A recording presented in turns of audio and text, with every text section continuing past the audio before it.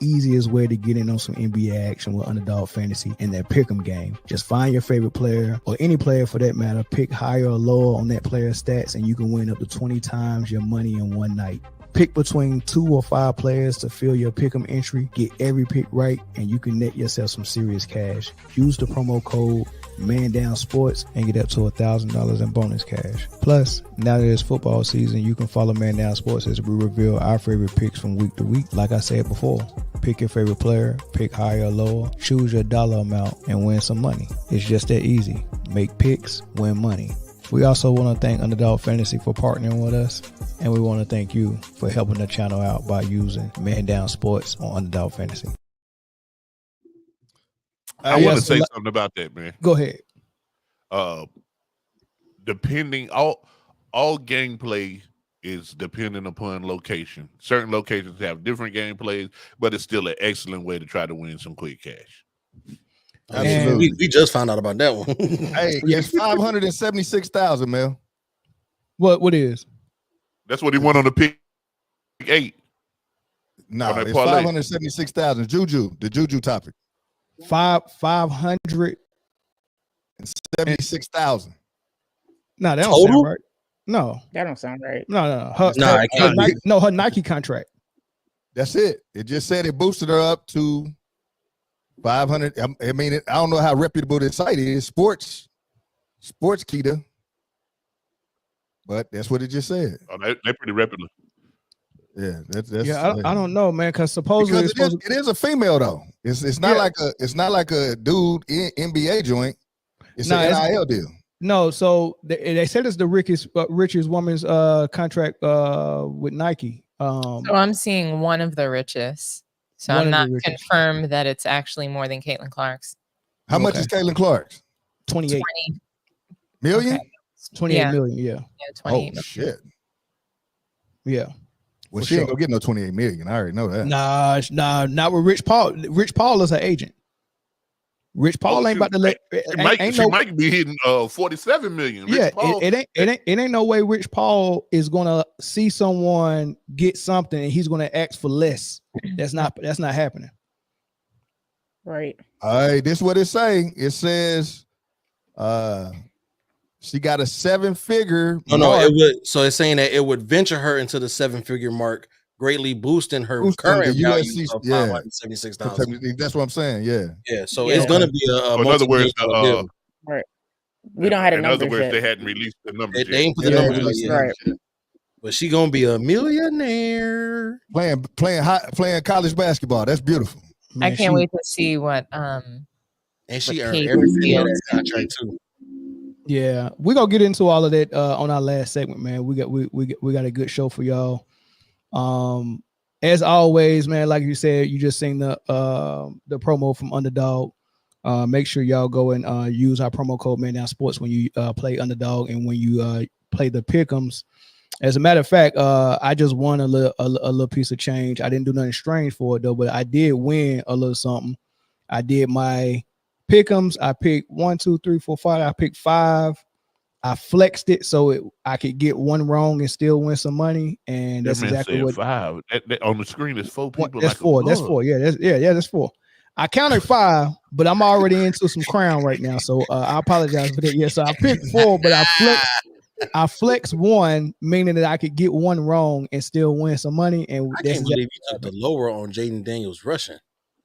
Dude, I didn't think he was gonna be running this game. You know what I mean? And he was below 51 yards on his last 2 or 3 games. He's never went above 51. I don't think this was his first time doing that. So it's all good. I still got something out of it, man. So that's how easy it is, y'all. Y'all just do y'all pick'ems and go higher or lower on any of these picks, and you can get some cash on that, man. It'd be real dope if y'all just pick what I pick, because I win every week. I don't pick no losers. I'm just nice like that. You know, speaking of not losing, the pick'em league. Well, you ain't got no medal next to your name, so hey, you know what? I forgot to pick one week, so and I'm still in that. So I think Edom forgot to pick 1 week. Corey done forgot to pick 1 week. Don forgot to pick 1 week. They might well give up. Put the belt down. You ain't even put the belt down. Who said anything about a belt? You What figured make I could see you? How can you Well, see me? shit. I bet on Philly 1 week, and they just been letting me down consistently. Oh, my bad, Britne. I didn't even see you over there. My fault. You know what? I'm not even going. You ain't going. You don't even Respond. engage me. I'm not going to engage in that because, yeah, I don't know why Philly got real estate in your mind right now. That's the only team you think of. Nah, you ain't about to. That's the only team you seem to blame for your losses. There's no way you go get off that. Oh, wait a minute. I ain't done. San Francisco didn't do me no favors either. Thank you. Okay, there we go. There's other teams too. Yeah, San Francisco ain't, man. Y'all noticed the week that Philly lose, Britne always can't make it on Friday. You know who else ain't helping me? The Jets. It was 1 week. What are you talking about? So it was 2 weeks that y'all lost. No, it was one. It was 2 weeks. Oh, it was two. No, it was 2, but I was only absent for 1. Oh, okay. That ain't true. You was absent for 2 weeks. No, I wasn't. They didn't lose back-to-back weeks. I can't believe San Francisco lost, man. That was crazy. The second week they lost to Atlanta. I was here. Week before last you was. No, get it correct. If you're gonna say it, make sure it's right. She got her. Hey, look, she got her makeup on today. Leave her alone. Oh, stop. That ain't no makeup. That's skin by Jesus. That's skin by Jesus. Thank you. That's that turmeric soap right there. Oh man, that's that glow you get when Yahweh did that. Hey, whoa! When you what? Let's move on into the topic. Let's be inappropriate now. Bring the pick them back up. Let's move into the topic. I'm sorry, man. Hold on. Time out. Hold on. Hey, breaking news, yo. It just came across my phone. I'm still in first place. No, let's not move. Bring the pick them back up. Yeah. Bring the sheet back up, man. Bring the graphic back up. Hold on. Let's bring it up. Jay's in first place. With a 1 game lead, and that's only because Zoe didn't pick whatever team he's supposed to pick for Thursday night. So this is it's not only because Zoe didn't pick. It's only because I've spent 5 weeks at the head of the pack. Pause. It ain't only because Zoe didn't pick. Zoe had the week of his life last week. He did. And I had a bad week. Zoe went crazy on the picks last week. Zoe had a great week. Hey, but I'm the most consistent. I was at the bottom when this thing started. Who was? I was in the dirt. Hey, you know what's crazy, I gotta give you props for bottom. that climb though. I picked one team. I already know they're gonna win. I think I had the poop emoji for 2 weeks. You did. You did. So shout out to, and the climb ain't over, Jay. I'm coming for that top spot. Pause. No Diddy. Hey, I like that y'all think y'all gonna win, man. But we already know what's gonna happen. It happens every year, man. It happens every year. I don't know, Milk. Your picks lately have not been hitting like that. Yeah, that's fine. Maybe you've been using all your magic on underdog, and that's fine with me. It's a long season. It's a long season. It's a very long season. Indeed. Speaking of a long season, man, the NBA season is almost here. It's around the corner. They started a little bit early. They usually start like Halloweenish, right? This is preseason. So. No, I'm saying the season starts like the 22nd though. Yeah. So they usually start like Halloween though. That's what I'm used to. I think it's something about the in-season tournament that they're doing. They're trying to get it like at a certain time or something like that. So could be that. Well, Kobe messed it up. No. It started going to the season started in mid-October once they got rid of the back-to-backs. When they got rid of the 3 games, they added 2 more weeks to spread the games out.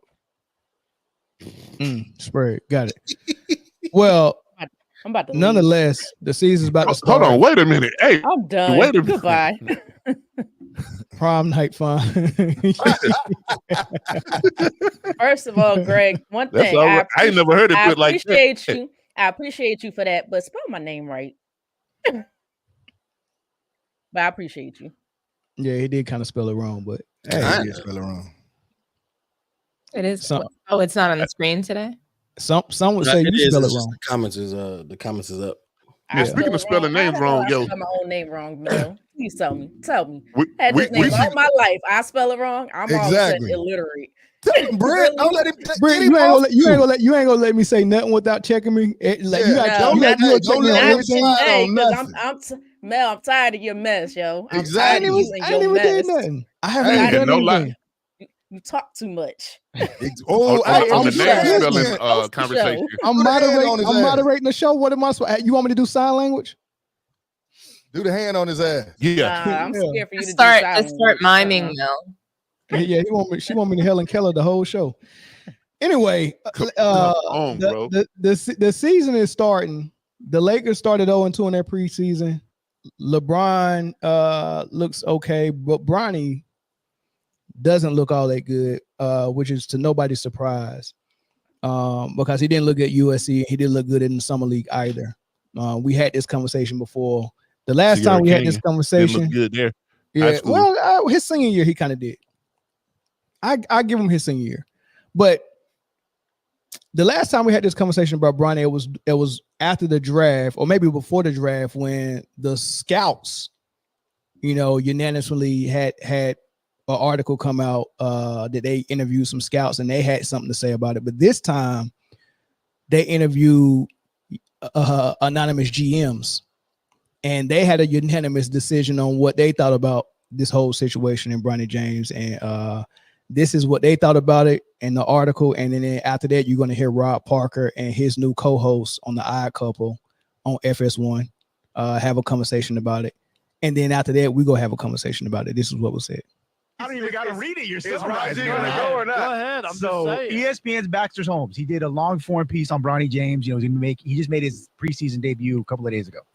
Surveyed 24 front office executives, coaches, and scouts on what they expect from Bronny in his Lakers tenure. Unanimously, they all agreed that he's not ready for the NBA.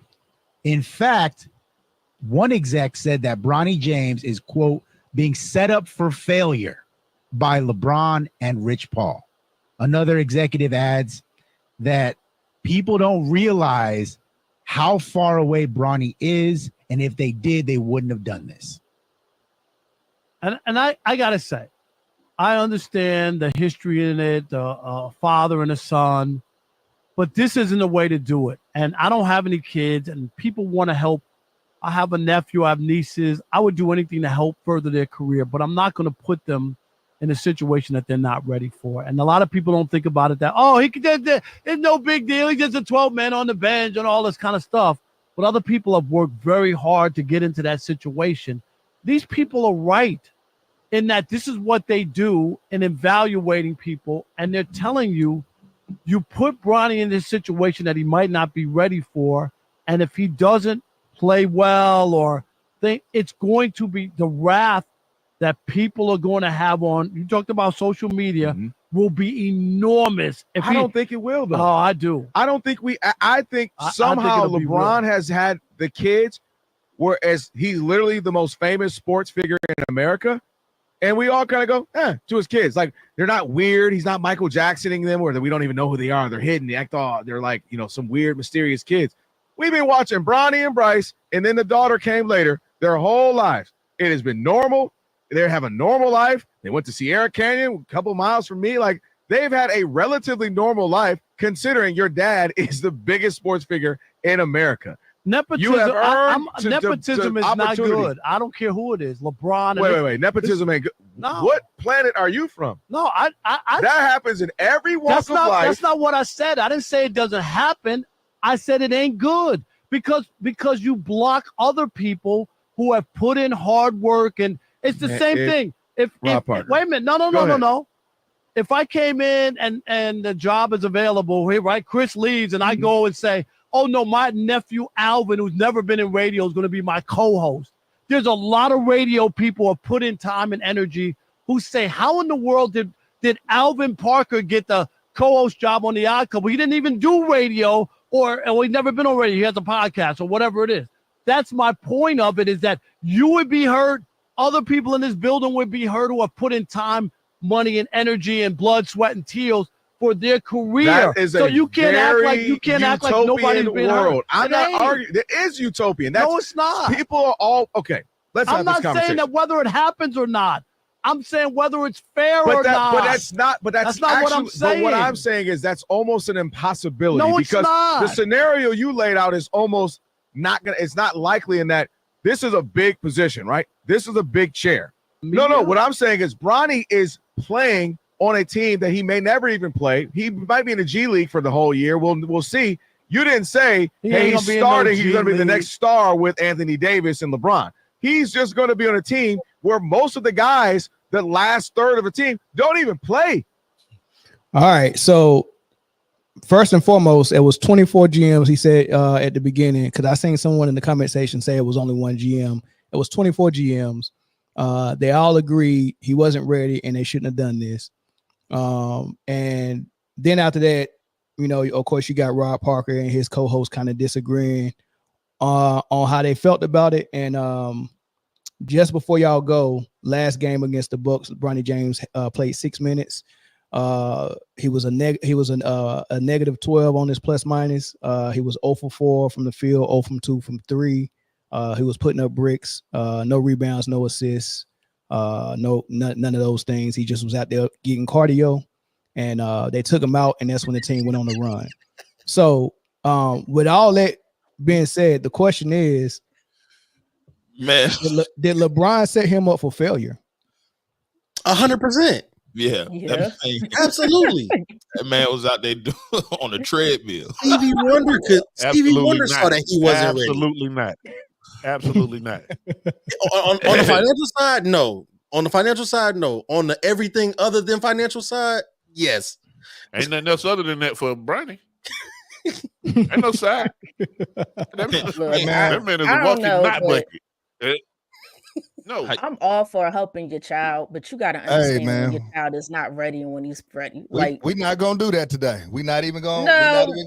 We got to though. It's got to be said. He wasn't ready. What did he do in college to show that he was ready? What did he do in high school to show that he was ready? He didn't. He learned how to write his name in cursive so he can sign them checks. That's it. That's all he had to do. He knew how to write his name in cursive. He could sign LeBron James Jr. on that check that the Lakers going to pay him for sitting on the bench and keeping that thing. He ain't even keeping it warm for nobody else because when they bring in the bench players, he's still going to be on the bench. Mm-hmm. So, they paying him, literally, they are paying him for front row seats. He got the best seats in the house to the NBA season. Jeez. Be real. When you watched this kid in college, I know you watched him. Did you say, he's NBA ready? He showing the hell wasn't helping USC. Right. Exactly my point. And you know what? What happened to that's my alma mater. Goddamn. I'm like, what happened to the talks of him hitting the transfer portal, going to somewhere that actually, you know what I'm saying? Right. Hey man, listen, bro. I can't believe all these black people hate on another black person, man. This is hey, man. It's not hate, man. It's not hate. Let's get off the plantation. It's okay, we can't make it about that, though, man. We can't make it about that. Oh, that man got legacy season you sound tickets, like a black bro. Trump You supporter, never see nobody. You never seen nobody get legacy courtside seats. You never seen that legacy courtside seats where the NBA is paying you to sit courtside, bro. Hey, imagine if somebody gave EJ a right. If Magic would have gave EJ a roster spot just because I want my son. I love to see my son play in a Lakers jersey, and EJ get that roster spot that LeBron had. How would y'all feel about that? I heard they say EJ is 6'8". I heard it. Look, I'm gonna leave that one alone. EJ played in a Lakers jersey. Yeah. EJ definitely played in a Lakers jersey. You guys know who mentioned that, right? Do you know who mentioned Magic Johnson's son? Who? Oh my God! Funny enough, it was Dwight Howard. Oh, well, yeah. Dwight Howard said that he. Yes, but we know that. I'm not gonna go down there. I'm not going down. So here's my thing. Right? Here's my thing.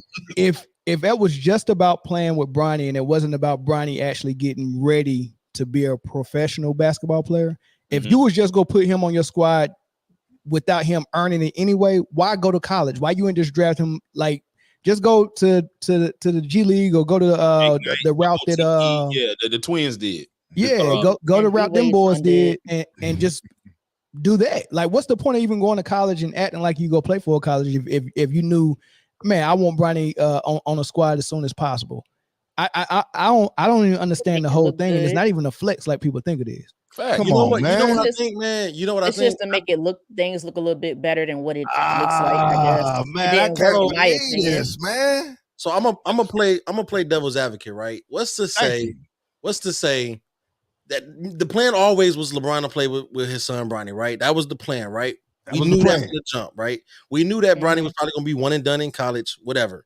What's to say that his incident didn't set back what he was supposed to do on the court, but LeBron and Clutch was not going to move the timeline because who knows how much time LeBron had left. You get what I'm saying? Hey, that's a very valid point. Well, can I answer that? Go ahead. So, Chris, like, why does it matter for Bronny that his cardiac arrest might have set him back? Look at how many other players completely missed their opportunity to follow their dreams because they had an injury or they suffered from the same thing. I mean, Shareef O'Neal had cardiac arrest. He still went to the NBA. He didn't get a 4-year deal, and he was promptly cut from the same team that Bronny's playing on. Facts. After playing like poop, and he scored more and better than Bronny. So, like, for me, that, and I get you're playing devil's advocate, so you don't necessarily believe that Bronny belongs. You know he's wearing a costume, but it's just kind of like, that doesn't add up either. You know what I'm saying? Because there's just too many players that suffer from injury, career-ending injuries. Think about, what's his name? Jay Williams? Jay Will, motorcycle accident. He never got to play in the NBA.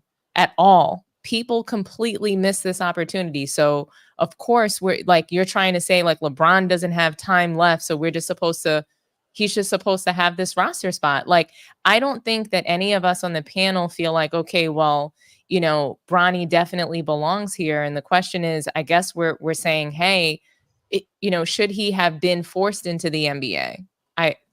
We knew that it was going to happen. So like, it is what it is, but he didn't earn it and he doesn't belong. And this is the reason why we don't like it. Man. Eric, this is the reason why we don't like it. You know that's right though. Right. We don't like it because for a couple of reasons. One, we know LeBron is only doing this for his legacy. That's it. I mean, even if it's not for his legacy, and we was thinking the best of the situation, it was because it just was something near and dear to his heart to play with his son. Okay, cool. It's either his legacy or he just wanted to play with his son, which is both his deal. That's his dreams. Either his legacy. It can't even be about the legacy, because look at what's happening. Imagine if his legacy was riding on this. Look at this. No, I'm not saying his legacy riding on it. His legacy is definitely not riding on it. What I'm saying is, this is something to add to his legacy. This is a great one. When you talk about LeBron, you talk about he has Kareem's record. He played 22 years and he played at a high level all those years. He played with his son. All of those things, instead of 11 rings or 6 rings or all of these things. He scoring record, played forever, played with my son. Look at the performance. They literally had matching turnovers. This is not a flex. This is not LeBron don't care about that though. I'm just saying this isn't. LeBron don't care about that. All he cares about is what you can put on paper. What you can put on paper is as far as what his legacy is. That's all he cares about. And that's why we don't like it, Eric. And the other reason why we don't like it is because there's another kid out there, which we're going to get to, that he's taking this opportunity from. But I get off my another kid, so many kids. Why we gonna run, Master? We shouldn't run. Look, let me get to these super chats. Let me get to these super chats real quick. If Brian actually cared about, and thanks Shy Riders Westsider for the super chat. If Brian actually cared about Bronny's development, he would have sent him to Villanova and let him train up under 4 years. Bronny would have come to the league, a dog, salute. Yeah, he would have came in there probably looking like Bronson. And the other super chat is from Arizona Anime Fan. Another $10 super chat. Appreciate it. Watching Bronny fumble, pick and roll basics middle schoolers know is painful. Watching him lays his way up and down the floor is infuriating. Infuriating. I got that crown whooping your ass. I got it. Kid has no hustle. Huh? We got that hooked. We got that hooked on phonics for you. I know. He has no hustle. He doesn't belong in a mid-major squad. Hey man, hey, listen. Can I just want to say this one thing, man. This shit is painful to watch, though, man. If you really watch it on TV, man. You know what I mean? It's gotta be. And man. But hey, man, I want to give me. him his time, man. Can we give him? Can we give him the season? The therapy is working, Eric. Can we give him the season? We have no choice but to give him the season. But if apparently, I know the before we put him on the cross, that's all I'm asking. We have no choice but to give him the season. Before we put him on the cross, I know. Can we give him the rest of the season? I know the preseason is rarely any proper indication of what's going to happen in the regular season. People playing at 25-50%, right? We get that, right? The scrutiny is different for Bronny because of all the fanfare that a 55th pick got. The contract that a 55th pick got. It made it impossible to give him anything. He has no slack. Made it impossible. This is not even from us. Which leads us back to the question, Zoe. Yo, did he get set up for failure? Yeah, absolutely, 100%. Like you don't put a kid. That's like saying, "Hey, man, I'm a pilot. I want my son to fly a plane."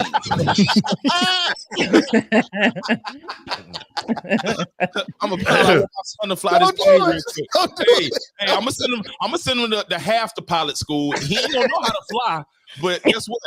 This airline, Spirit, because I know it's gonna be Spirit. We're gonna fly. We're gonna fly together one day. You can go there. It's gonna be Spirit. It's definitely gonna be Spirit. Hey, Brian, man, come fly this plane. I know you're not there yet. I know they got schools and training and stuff for that. You can't put him there, and he's going to crash and burn somewhere in the Bermuda Triangle because you want him to do what you did. It's not fair to him, and that's why it's painful for me, honestly, because I blame LeBron because it's the look. The look is cool. If you look at it, the pictures, you've seen all the photos from the first preseason game, them standing next to each other on the court, LeBron tweeting how surreal it feels and all of this other stuff. Like, this kid is not ready to be an NBA player. And if he was not LeBron James Jr., he wouldn't be ready to be an NBA player. And we see it. Like, he'd still be baking at USC right now. Right now. Oh man, don't let him bake. Let me ask a question. You shouldn't even went to USC. Yeah, don't go to USC though. He should have went to Ohio State like he said he was going. Yeah, that ain't for him. Please. Let me ask a question, man. Go ahead. Shiloh Sanders, right? Deion Sanders' son. Here we go. Ooh, we got let's go. I'm gonna let you cook. No. Watch where I'm going.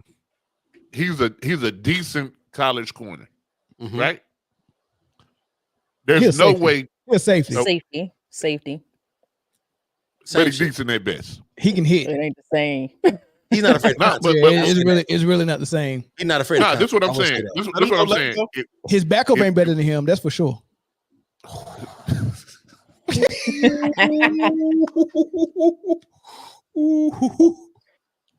No, man, let me finish, man. Go. If he was to be on the field right now with his skill set right now in the NFL, he's probably getting cooked. Who knows? I mean, then y'all have would you rather have him or Jeff Sorensen as your safety? Y'all, that's a loaded question. That's a loaded question. Wow, that's a loaded question. Because I'd rather have Chris than Jeff Sorensen back there. So, hey, I appreciate that, bro. Hey, I'm good for about 2 hustle plays back to back, and then I'm down on the oxygen tank. Jeff Sorensen, when I look at his yearbook in high school, I expect to see a picture of burnt toast. Because that man stayed getting burnt on that football field, man. That man went to the same school Eli Apple went to. Hey, and you know what makes it so bad? The safety is probably the easiest spot to play in the secondary. Right. But this is what I'm saying. Right now, as it stands, he's not NFL field ready, right? I can agree with that. I don't know. Anybody that can hit and tackle. If you can hit and tackle, you can play. I'll say this. He'll make the depth chart, but he won't be the starting safety. No, you'll be a No, special no, not now. No. So again, Be Chris, special teamers. this is my question. If the camera pans after somebody get a turnover and you see number 21 just standing right there for Detroit, and you know it's shallow, you just see him standing right there, you're cool with that, right? Well, like he taking up a 53. He taking up a 53. No, he taking up one of the 53 spots. At that time, Detroit did everything the proper way. They scouted someone. They said, yeah, we would take him. We can use him, and you kick the tires. But if your dad goes and works or plays for the organization or coach for the organization, and then say, I'm going to draft this dude because he wants to hear his name called, and that's his dream to hear his name called. Not he's going to come try out for the team and I'm going to pick him. I'm going to draft him only because he wants to hear his name called, and that's his dream. I'm the coach, or I play for the team and I got pulled. I'm the best player, or I'm the face of the franchise. Get him drafted, get his name called after I've already gotten him put on the McDonald's of All-American game team when he didn't belong there. It's crazy. Right? And I'm bringing him out as a freshman, right? Because Shallow's not a freshman. I'm bringing him out as a freshman, averaging 5 points a game. I banned him in the 3 schools. So I'm not. So what I'm telling him is that he is on the level of all the one and dones and all the guys that came out of high school. T-Mac, Kobe Bryant. Wait, hold on. Let's think of the guys that came out of high school. T-Mac, Kobe Bryant, LeBron James. All them dudes, all the one and dones. Name me the one and dones. Give me the one and dones. Marvin Bagley, Kyrie, Derrick Rose. He got drafted. Marvin Bagley, Zion Williamson, John Morant, right? JT was a one and done, right, Jay? Yeah. Oh, everybody. But this is what I'm saying. Was Devin Booker a one and done? But this is what I'm. Yeah, I think so. High school stopped after I think it was T-Mac. No, the last high schooler I want to say was KG. I think it was KG. I think KG was the last high schooler. Tracy McGrady came out of high school, guys. Dwight Howard. Yeah, that was the last one. Oh, you're right. Yeah, Dwight Howard. It was Dwight Howard. Yeah. Dwight Howard. But here's my point. LeBron got them drafted because he wanted to hear his name called. Listen, guys, rest assured, that's probably the last time he's gonna hear his name called. He's not gonna hear subbing in for the Lakers, number 9. Yes, trust me, man. Like, he's not gonna hear that. Trust me, man. They will. As much as we want to believe that, they might do it. It's going to happen. Guys, Bronny is not going back to the G League because he's going to get torched there. Every single player in the G League is better than him. And over the combined, so all of the preseason games, he's a minus 40, which is literally last. It's the worst of all. What is it? 400 and some odd NBA players. It's the worst. A minus 40 or something like that. All of the games. So he's dead last out of all NBA players, and I believe he would be dead last in the G League. KG was before LeBron. They're going to torch him, and so you can't justify bringing him back to the NBA if you send him to the G League and he's getting his ass torched. It's getting bad. No one said he's going to the G League. Disrespect Shiloh like that, though. I feel like we disrespecting Shiloh. We did a little bit. Because he makes plays. He makes plays. Shiloh did catch a strike. What has Bronny done? He definitely caught us. Bronny made like 7 plays, Joe. Shiloh. Let's look at 7 more plays than Bronny. Bronny scored 0 points last night. Let's do this. It gets worse. All right. And shout out. Hold on. Shout out to my guy Ticket, man. If you're not subscribed to Ticket TV, I don't even know why I'm shouting him out, because this man, he needs to be helping us out and shouting us out, man. But I'm gonna shout him out anyway, because he the goat at this whole YouTube thing on sports, man. So shout out to Ticket, man. Appreciate you for being in the comment section. But let's move on, because it gets worse, y'all. So Milwaukee Bucks was beating the Lakers, right? The starters was outperforming the starters. They only had like a 6 to 8 point lead at halftime, but the Lakers didn't bring their starters out after the half. The Bucks did. I'm sorry, I got the crown got me. The Bucks didn't bring their starters out, but the Lakers did after for the second half, right? Mm-hmm. And so the Lakers tried to go on a run because they wanted to win this game. JJ really wanted this game, right? And the bench still extended the lead, and it went up to 15. But then Doc Rivers decided, let me put the the real back of the bench in. It's the tryout players that they had. And then they put Bronny in, and Bronny came in and stumped the joint up, brick after brick after brick. I was like, man, that is the towers in Baltimore that I seen on the wire. That's what he was building, right? It got so bad they brought him out, and when they brought him back out, here comes this kid that they call who is number 41. Yeah, he definitely. And this kid is named Quincy Olivari. He came in and only played 9 minutes, had 11 points. I'm talking about he was picking people up 94 feet. He was stealing the ball, getting turnovers, hitting threes. He was amazing. Hear what JJ Redick said about him after the game? Well, I heard what JJ Redick said about him, but this I'm getting there. So he's balling out, and he led the charge for them going on a run and turning it into JJ Redick's first preseason win, which made the whole Lakers squad happy. Bronny watched from the bench, doing a Petey Pablo, turning his towel, twisting around his head, spinning like a helicopter, all of that, right? He did all that on the bench, but Quincy was balling out. Here's the bad part. Quincy plays point guard. He's 6'3". Guess who else plays point guard? Bronny. Hey, Quincy cut. Guess who got a guaranteed contract? Bronny. Guess who won't be on this Lakers squad? Quincy. Listen to how his teammates talked about him after the game. This gonna be a series of comments, and then the last one you hear is going to be Quincy himself. I think the Q was the one that kind of switched the whole game. You know, he's with his 3 points and all that, but like I think it was more so his defense. You know, he picked it up, the guy, the point guard from full court, and it's just the pressure in the ball and just the hustling like the whole time. That kind of changed the whole game, and everybody kind of watched him, and they got in a good rhythm. So it was a great game. We're getting the impression that Quincy's already pretty popular in the locker room, and some of the vets, he likes to ask a lot of questions, got a real kind of vibrant personality. What have you noticed about him so far? Yeah, for sure. You know, he got the good vibes. You know, he always very active. You know, he asks a lot of questions, like you said.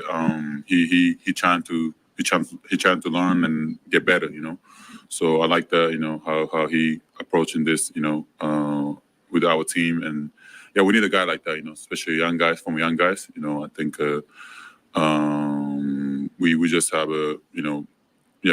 we have a lot of young guys now, so we just have more energy. We should have more energy, and we should play like that, in the game. What can you tell us about Quincy and kind of his energy and being around him throughout the summer?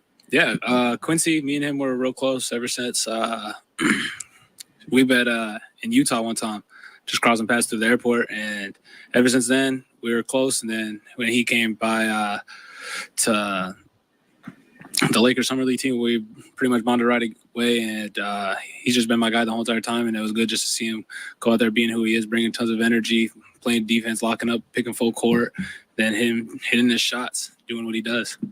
Hey, Gabe, what about Quincy Olivari's night, and specifically that fourth quarter, kind of got you guys going so much, and how much fun was that watching him do his thing there? Yeah, if I had to put one word on it, I'd say inspiring.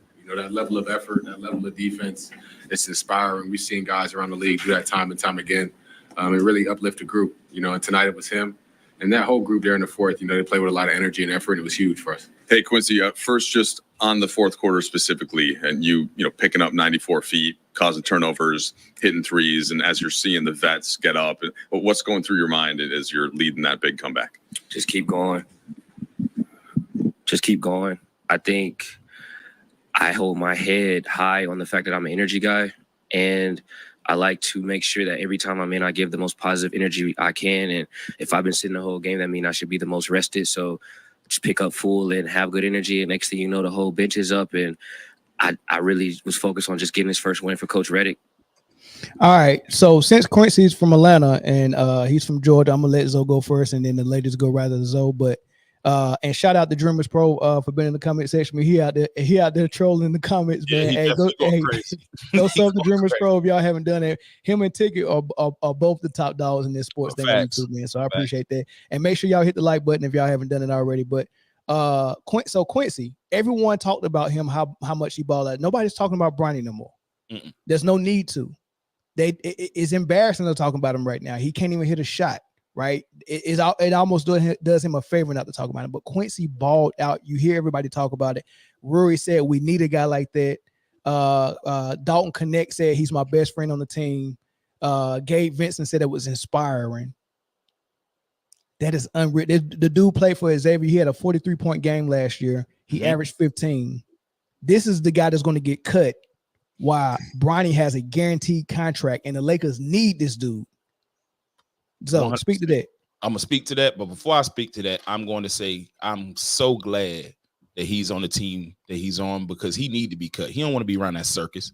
He don't need to be around that circus. He can go help a team that will actually play basketball and not play the PR game. So I'm happy for Quincy, Westlake graduate. He only 23 years old too, so he still got a lot of growing to do. It's for him to show that was inspiring, just like everybody said. But the fact that he is right there and he plays the same position was exactly what everybody needed to see. They needed to see a capable guard who did not get drafted come in the game and actually play basketball the right way and look like, hey, maybe he's competent at it. Like Bronny looks like a dude that is athletic, and that's all. You know, like he's athletic. We know that. Bronny looked like an athletic dude. We've seen those dudes in Planet Fitness, all the gyms around. What, like that dude can jump, but you know, ask him to do a step back jump shot or shoot or lay up the ball left-handed, and he can't do it. You know what I'm saying? That's what he looks like, and it's good to see Quincy out there hooping, still doing that. I'm just glad that he's going to get cut if he ain't cut already, and go to a team. Somebody going to come and scoop him up, and he going to be a serviceable guard somewhere in this league. So they should be embarrassed by this, honestly. It's embarrassing. Zoe, can I ask you a question? What up, bro? Can we just be honest for about 5 seconds? I'm going to be honest. I think we've been on the whole show. Hey, listen, I know y'all going to get back on them, but I'm working on my therapy, so I'm not going to yell. Give him some time.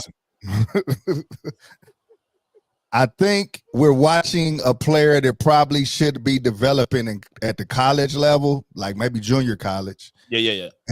And working his way up to like a D1 school. About 6-year development is what we're kind of looking at right now. Yeah. But it's on steroids.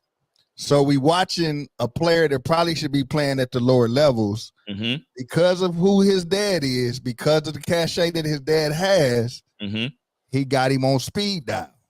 So we gotta, unfortunately, us Lakers fans has to watch the trash.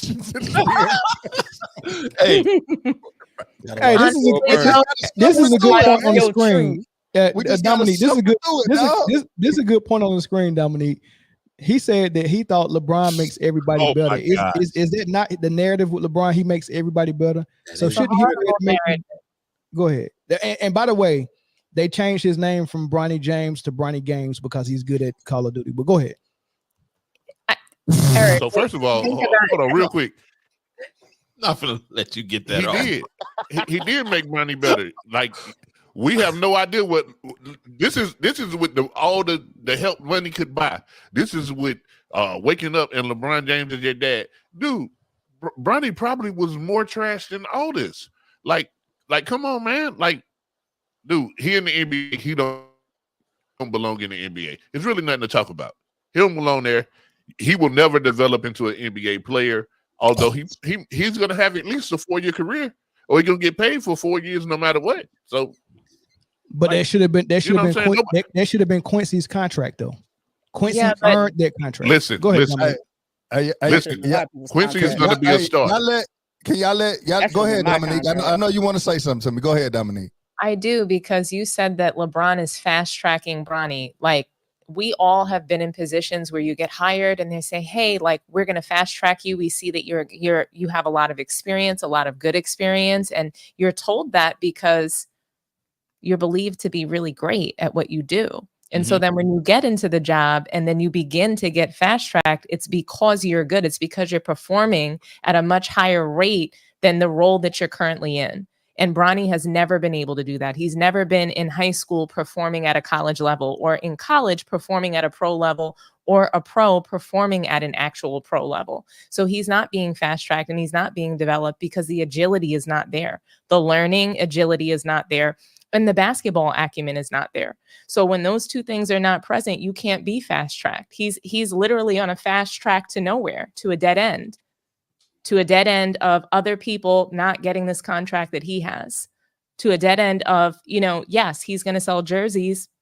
It's going to be a spectacle throughout the whole season, but it's not going to be good performance or a true fast track. So it's not a fast track. He's just there and doesn't belong. So the reason I say it's a fast track, because clearly we know it's nepotism. Mm-hmm. I'm all for it personally, because if you know what I mean, if I had that kind of pull, my son would be in the NFL. I would hope that he would do better than Bronny right now. He wouldn't be on the Chiefs squad. I don't know. I don't even know if I believe you, because, Bronny, he's a part of a billionaire, conglomerate of a family. Yeah, he has every single tool and resource to be able to combat mental health issues. Would you really put your son out there on the field to be completely berated by social media and all? Like, how would you combat that? How would you parent that? That's what I want to know. We're not a billionaire family, unfortunately.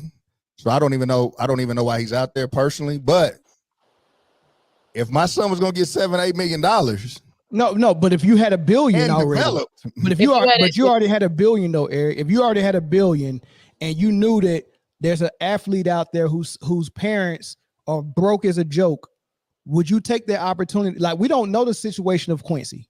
Yeah, we don't know. Right. So when Bronny got drafted, everybody was like, "Oh, it's 55th pick." There's nobody from the 55th pick that. Well, Quincy went undrafted, so he was after the 55th pick. He went undrafted. There are good quality juniors and seniors that came out who trying to better their family, who don't have $1 billion at their disposal, and could have made a difference on that Lakers team way more than Bronny. They wouldn't have been dead last in the entire NBA. So y'all know I love LeBron, but some of his personality is in this book somewhere. I don't, you know what I mean? I get it, but hey, unfortunately, man, like part of that narcissism is nepotism. So he's pulling strings for his son, and instead of him being like in a boardroom or a CEO of a Fortune 500 company, putting his son in a management position he probably didn't deserve, he's putting him on the basketball court. And unfortunately, I hope it works out one of these years.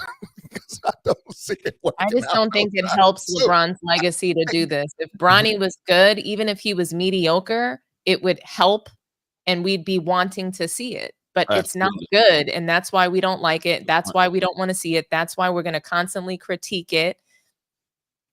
I real quick, I want to go back to that comment, the one before this one.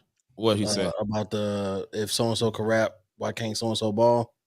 Well, who was he saying can't rap? Who can't? Go ahead. I ain't gonna be. He was like, when somebody's a bad rapper, though, people are still buying it. Think about 6ix9ine. Think about Tekashi 6ix9ine. There are plenty of people that don't like it, but there's plenty of people that do. So nobody wants to see this kind of basketball. This isn't good basketball. So yeah, maybe Tekashi 6ix9ine is not 50 Cent and Jay-Z equivalent, but people were rushing and raging, dyeing their hair like him. Nobody wants to be like Bronny. You mean to tell me somebody wants to play like that? Nobody wants to shoot bricks. Nobody's modeling their game after Bronny, but people were damn for sure modeling themselves after Tekashi 6ix9ine and every other crappy rapper that's out there. Sometimes I dream. I'm just saying, people are out there singing Sexy Red songs, and I don't think any of us think that's quality music. Wait a minute. Hold on. You're gonna back off this. Them beats are slamming. Wait. I like some of the songs, but I'm just saying there's quality music and there's catchy music. Bronny's neither. He's not catchy and he's not quality. So that's a bad analogy. Unfortunately, Lakers Nation, we gotta suffer through it, man, till LeBron retire. Unfortunately, man. I know it's hard. You know, I'm praying for change, but hey, man, I need Kamala Harris in the White House, and I need LeBron to retire. I'm just saying. Hey, shout out to Guillermo. You said what? LeBron never gonna retire ever. He can go to Golden State and play with Steph Curry. Steph don't even want to play with him. Nah, Steph love LeBron. Yeah, He don't want to play with Bronny. Listen. Shout out to my boy Brooklyn, man. All right, so y'all ready to open the phone lines up? Let's open the phone lines up for this. Let's see what everybody's thinking. Oh, Ticket, first call. My boy Ticket TV. Hey, Ticket, look, I was just now listening to your live on when you called the Bucks game. I was gonna surprise the panel with it and say this was a Lakers analyst calling the game, and I wanted to get that clip when Bronny bricked those jump shots and you kept calling the brick. I was crying laughing, man, but I couldn't find it, man. But anyway, Ticket, what's good, man? Oh, hold on. I ain't even got you on there. Hold on, my bad, Ticket. Let me fix myself. But while you drinking it's good. Hey, Ticket, can you hear me? God damn, man. Yeah, look, man. Bro, you tripping, bro? I shared your video, bro, before I even come in the chat room. I don't think you've seen it. I always share y'all video. I appreciate it. Yours. I share Sports Key. You know what I'm saying? I'm gonna start following everybody on here that got a channel, man. I respect what y'all do. It's not a lot of people that's brave enough to tell the truth. You know what I'm saying? A lot of people would rather live a lie and would rather be in a certain circle. What you guys do is different because y'all see what it is. And, you know, it's hard to come on here and tell the truth sometimes because you'll get pressure from people. A lot of trolls come up, you know, they try to demonize you and stuff like that and put you in a box and call you a hater and stuff. But, I mean, they call out the numbers, bro. You can't listen. Anybody else that play with LeBron and put up them numbers, they ghost. We ain't even talking about them no more. They're packed, man.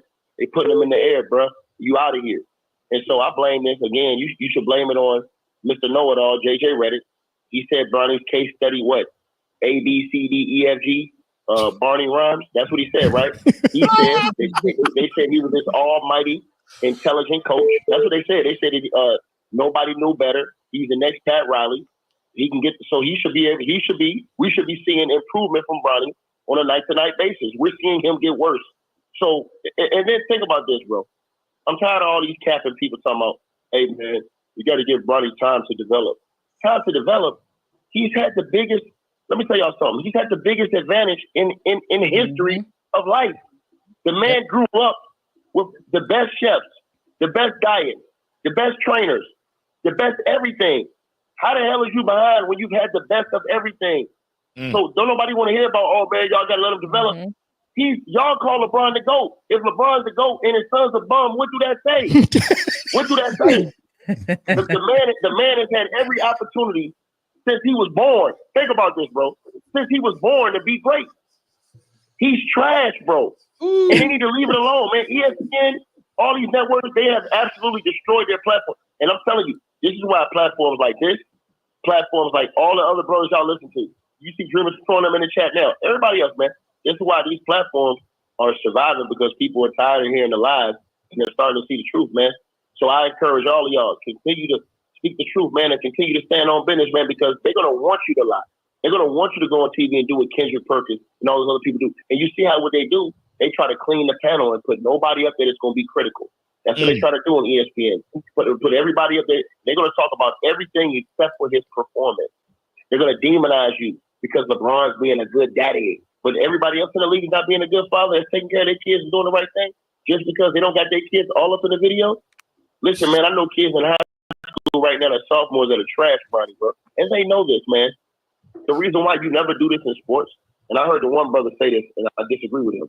You don't do this in sports because this is a competitive game, which means that the person who is the best performer is supposed to be the person who gets the job in this sport because it's so limited of spots. In the NBA, how many roster spots it is in total in the NBA? How many players? 400 or something? Yeah, I think it's 440. 40-some players in the league, right?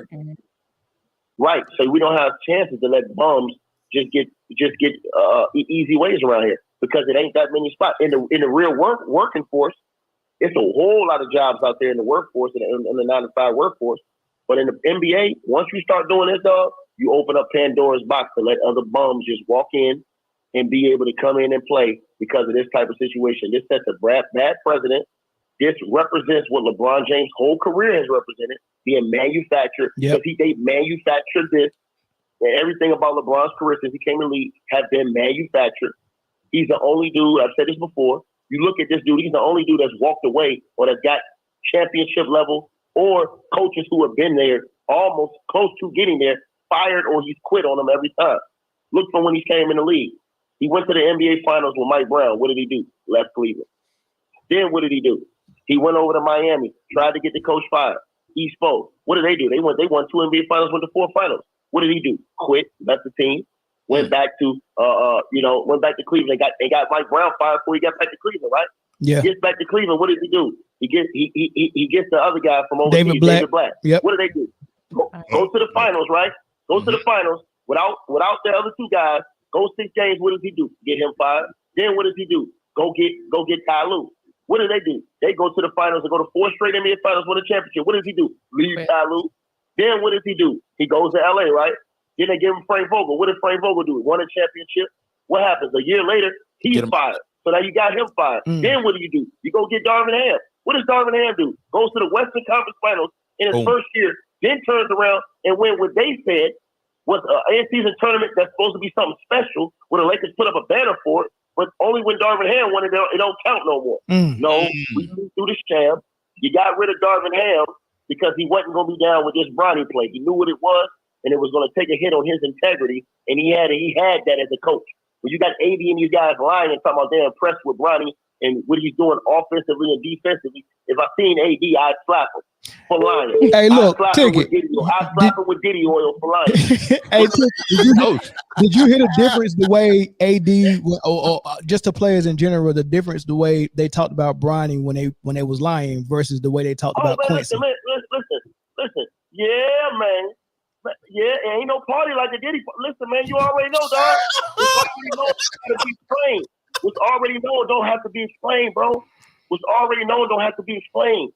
So all of these gimmicks and antics that LeBron James have propped up his entire career, Cat Williams said this is the year of exposure. All that is getting exposed. And we starting with the Bronny right now.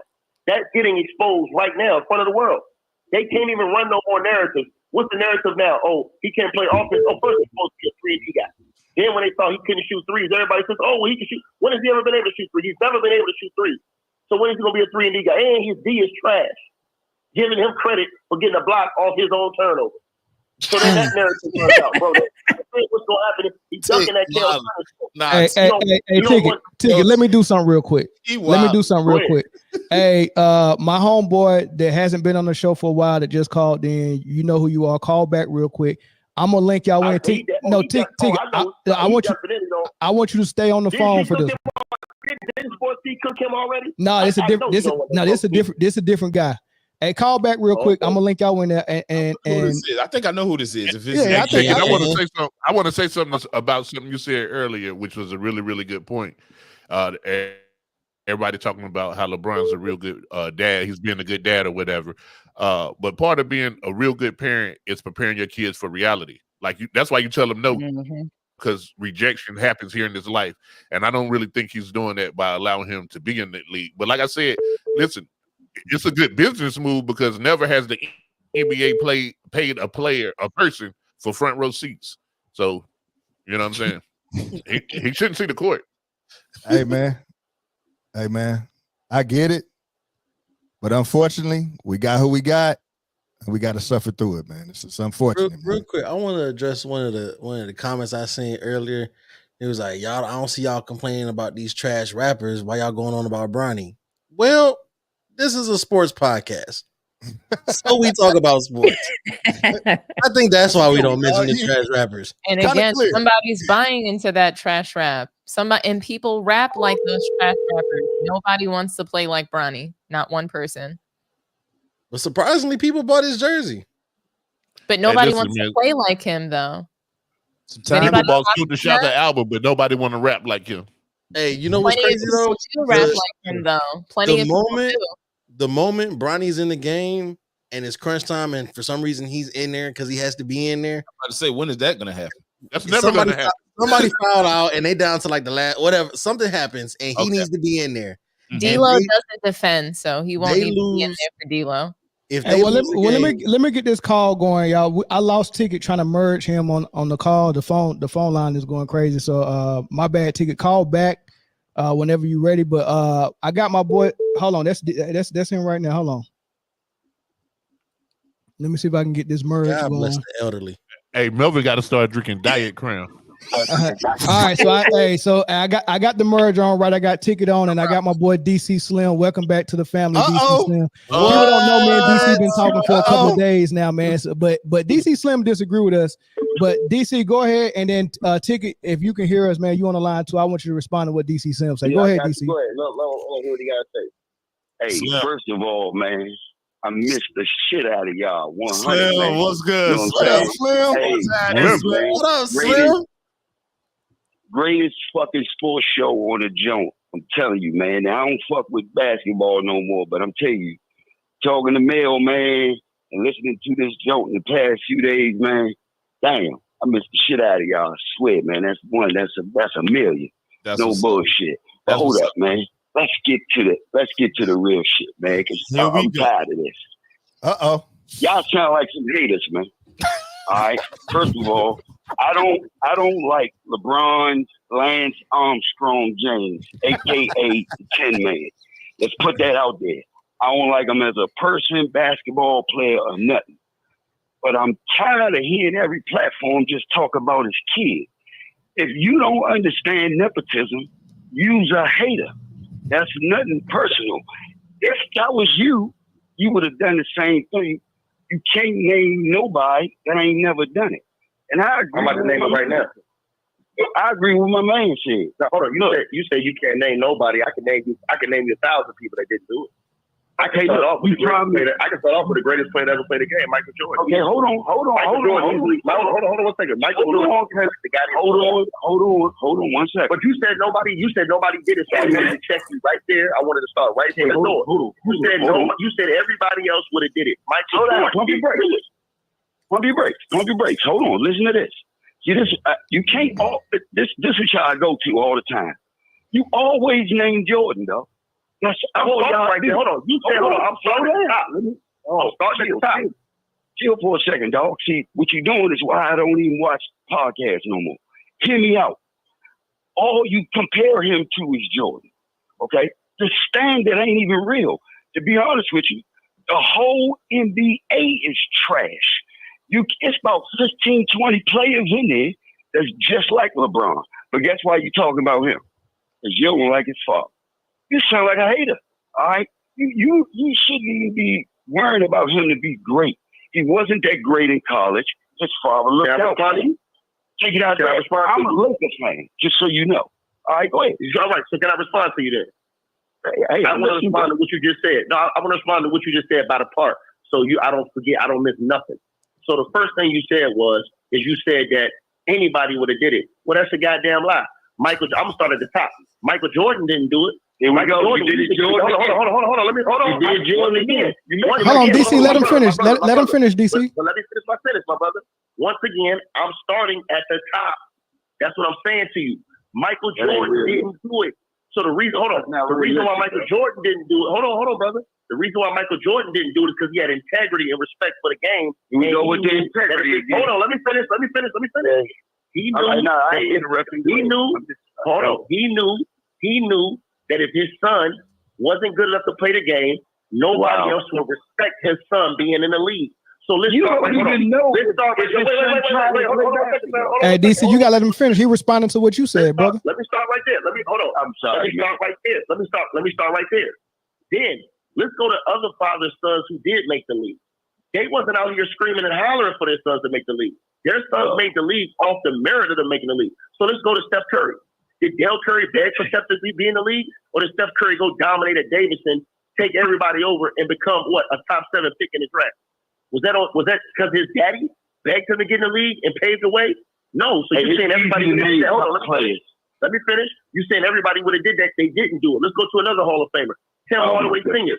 Did he beg Tim Hardaway Jr. to get in the league, or did Tim Hardaway Jr. get in the league off his own merits? His son got in the league off his own merits. So once again, that's another guy who didn't do it. So listen, bro. You can go down the list year after year after year with all these different all-time NBA great players. They never did. Hold on. Let me finish. They never did what LeBron. Hold on. Let me finish, bro. They never did what LeBron James did because this is what LeBron James did, and this is the part that guys like you miss. Hold on. Let me answer. I'm gonna let you go. I'm gonna let you go. Hey, y'all talking over each other. Go ahead, Ticket. Guys like you. Hold on. Let me say this last sentence, and I'm gonna let you go. This is what guys like you don't get to y'all thick ass skulls. LeBron James is the one. Hold on. LeBron James is the one that came out here and ran his rabbit ass mouth and said his son was better than most of the guys he saw in the league now, and his son could get rotation minutes with the Lakers right now. Now, if he gonna say that and he can't back it up, he gonna get a mud hole stumped on his ass and walk dry when his bum ass son out here shooting 8% from the field, 0 from the 3, and 0 from the goddamn or whatever the hell free throw line. So nobody want to hear that, dog. He said that. Nobody told LeBron to say that. He said that. You finished yet? Here you go. Here's my response to everything you just said. You have been repeating yourself for years, bro. All y'all keep saying, hold on, let me finish. Hold on, Ticket. Hold on. First thing you do is name Jordan. That's why I don't watch podcasts anymore. Hold on, listen. All you do is try to go to the top of the food chain. You can't compare them two together. To try to just name Steph Curry. Hold on, listen. You just named some superstars. I bet you can't name regular random players that did that. You know what nepotism is too? Getting your boy traded to the team. All right? That's nepotism, right? Nepotism is a whole lot of things. But once again, I don't like LeBron. Dog, I can't stand this dude. But I'm going to keep it real. Just because it's him, you put more emphasis on what he doing. That's not true. That's because he runs his mouth, sir. He said his son was better. Hold on. He said his son was better than most of the guys. He said, hold on. Nobody put a pistol to LeBron James and said, hold on. He said, hold on, sir. You're withholding him from accountability. You're withholding LeBron from accountability for the shit he said. Calm down, please, bro. No, because you're lying. Did he say that or not? Did LeBron James say that or not? Listen, man, check this out. I ain't gonna do this, man. Listen. I know you ain't gonna do it. That's what y'all do. Y'all fold up and y'all get cooked. That's what y'all do. I'm asking you a question. Did LeBron James say his son? Did LeBron James say his son was better than most of the league? Well, hold on. Let me jump in real quick. Let me jump in real quick. That's what happens when you put pressure on these little boys. They can't answer the question. Start trying. You make excuses. You make them lame. Well, hold on. Hey, Ticket and DC. Let me jump in real quick. Let's get some mediation in here real quick. Let's get some mediation in here. You already been cooked just like Johnny every night. You cook just like you cook. You cook just like Bonnie gets done every night. If LeBron James didn't want this cooking, he shouldn't have opened his mouth. Period. Now listen to this. He shut his mouth. And I'm gonna say it to you like this. Y'all want dudes to talk shit and don't stand accountable for what they say. The only thing these people understand is doing is holding him accountable for what he said. That's all we doing. He said, you damn right, I'm telling the truth. You never answered my question. Did LeBron James say it or not? Did LeBron James say his son was better than most of these guys he watched on league? Hey, you want to answer? Did LeBron James say his son could rotate your minutes on the Lakers? Hey, Ticket, let him go ahead. Let him go in real quick, Ticket. I want him to answer the question. Yeah, answer. What was the question, Ticket? Did LeBron say that? My question was this. He said this. He asked us why we always talking about LeBron and hating on LeBron. All I said to him was this. LeBron James was the one who came out unprovoked and said Bronny was better than half these guys in the league. He can get minutes as a rotation on the Lakers right now. All we say is we want to see it. We don't see it.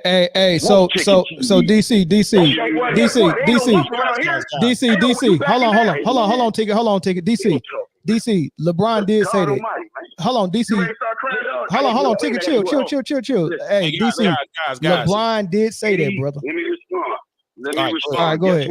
Go ahead. Respond. Every father is supposed to say that about their kid. No, not on Twitter, brother. Not on Twitter, brother. Nah, you're not supposed to say that about your kid, though. Bill, go ahead. Ask you a question. Yes. Do you got any kids, man? You got any kids? Yeah, I got kids. Now, what the hell are you going to do? If your kid playing ball, right? And be real, don't lie to your fans. What the hell are you gonna tweet about your son if he play ball? What you gonna say? He trash? I've never Oh, he tweeted. all right? I've never tweeted about my son. Never.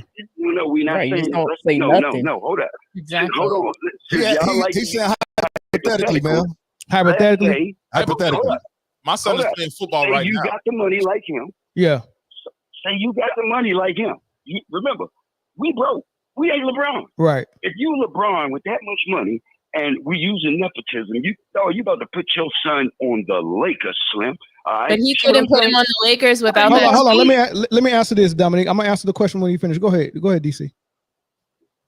What is he supposed to tweet? If he Okay, don't tweet so you asking me personally what I would tweet. Carmelo Anthony tweet. That's and ticket. That's exactly why I was going with it. Ticket. So I like the example. Hold on. Let me answer this. I like the example of what Carmelo and his son Cayenne did, where hold on. I'm answering you. I'm answering the question. I would not tweet that my son was better than nobody, even if I believed it, right?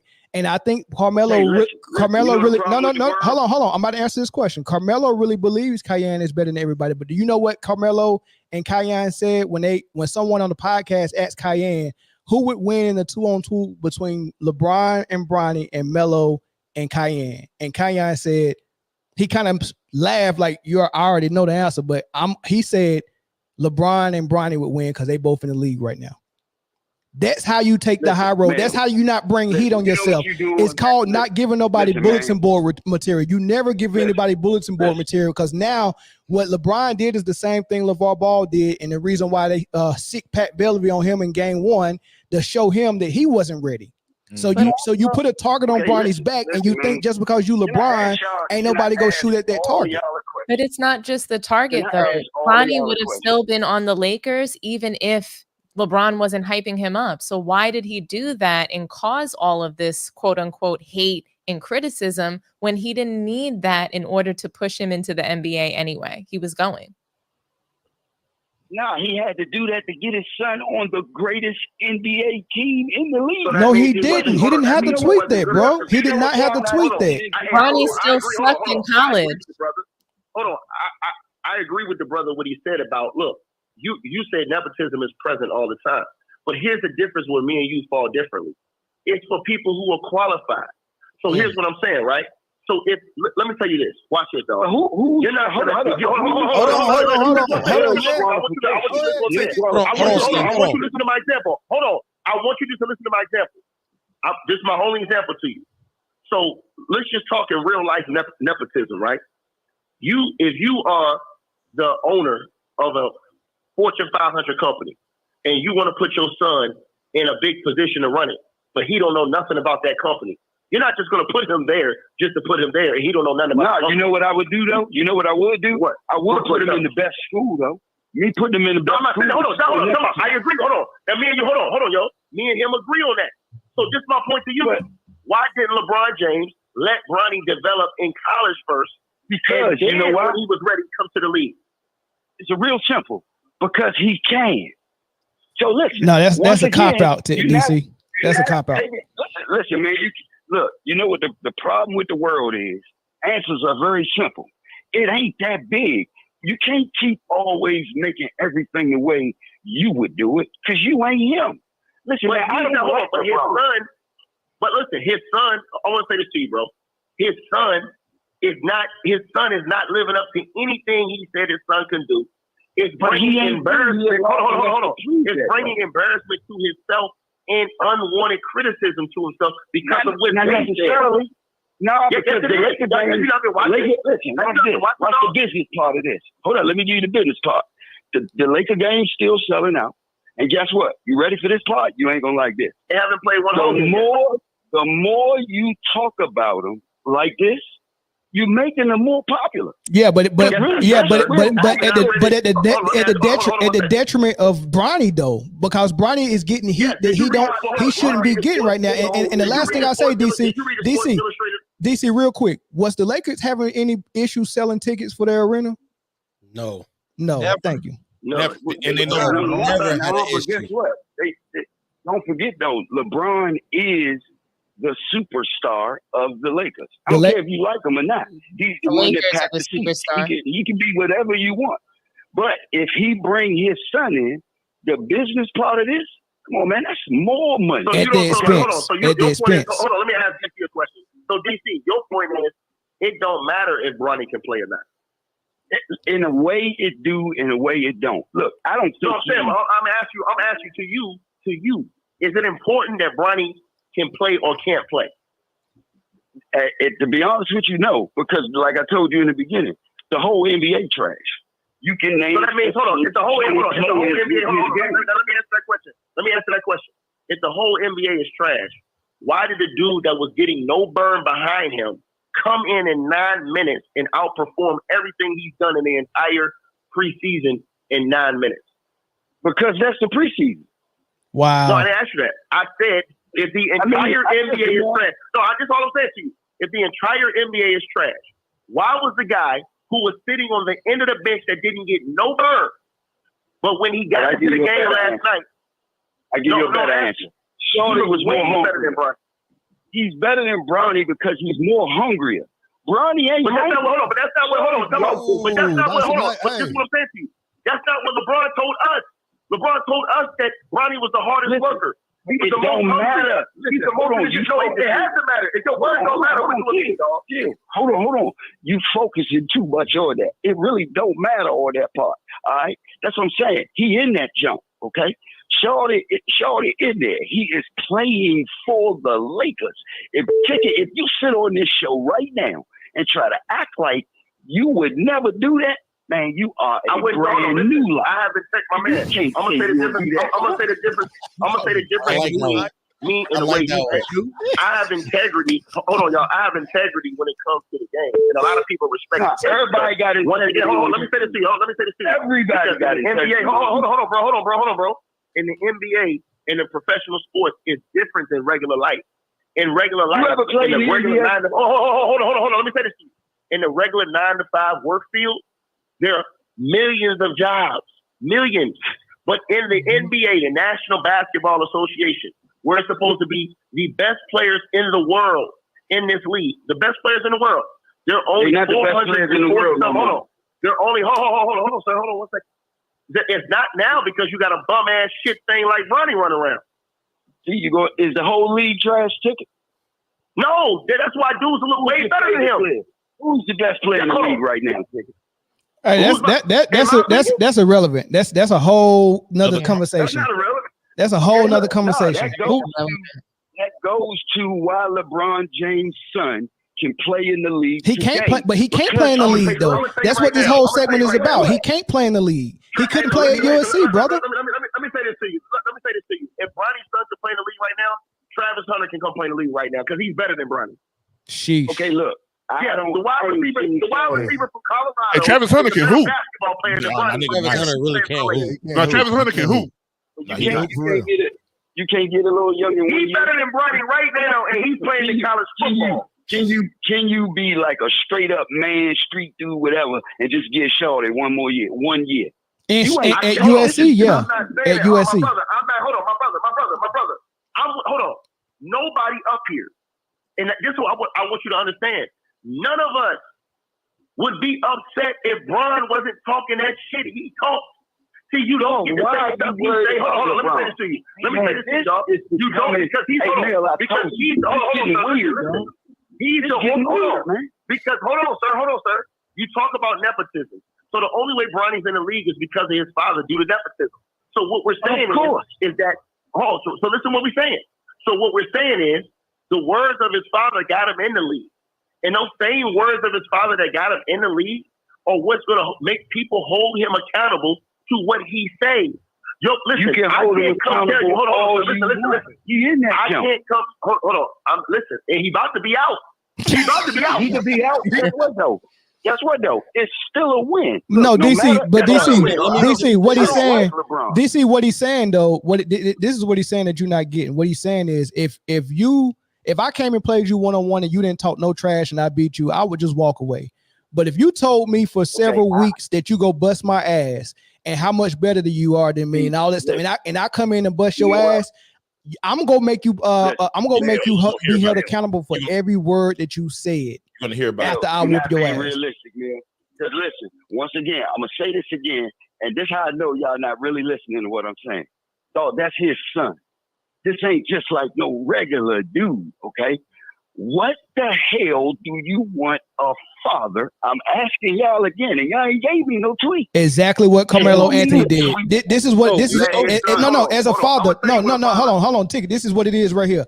As a father, what you were supposed to do was retire your black ass from the league and deal with your son his sophomore, junior, and senior year like Carmelo did, and make sure you was working with him every single day. No, that's what you do. No, you retire and you go.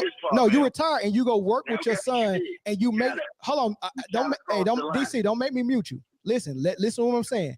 What you do as a father is you retire from the league and you make sure that you are hands-on working with your son to make sure that he's ready for the NBA like Carmelo did. Kayan is going to be 100% ready for the NBA when it's time for him to go, and so is Gilbert Arenas' son. Elijah. So you asked me what a father. Hold on, Gilbert Arenas' son beat him right now. Gilbert Arenas' son trash Bronny right now. Right now, he's a junior in high school, and he will trash Bronny right now. Hey, look, I'm saying I got 20 racks on that. I got 20 fans on that. Away with this conversation. I don't think we get away with this conversation. We can't get nowhere when people say common English language. Hey, hold on, DC. This what we're gonna do so we can move on with the show, DC. You say your last thoughts. Hey man, and Ticket, you say your last thoughts, and then we go end it right there. Go ahead, DC. Let him go first. Man. Hey, no disrespect to the podcast world, but this getting old, fellas. Come on, man. This what we doing here? We're going to sit on these shows and talk about a youngin' who ain't played a whole year in basketball because we don't like his father. I don't like him. Listen, though, I hate his guts. But I'm not about to sit here and try to use his father to crash his son and use these off-brand examples to fit my argument. You make it. Yeah. You just told a couple of lies right now. You said he didn't play for a whole year. Let him finish, Ticket. Let him finish, Ticket. You go get your chance. Let him finish, Ticket. Listen. I love the podcast world, okay? But I would like to hear. This is why I don't watch basketball or listen to podcasts. I need to hear more than LeBron and Jordan, though. Yeah, everybody say they love Kobe. You don't even talk about Kobe that much. Next topic. You know next topic's Kobe. Literally. Next topic. You sat on this show and said that this man did the wrong thing for his son. You trying to raise his son for him. Now, I know you don't want to hear that, but that's the reality.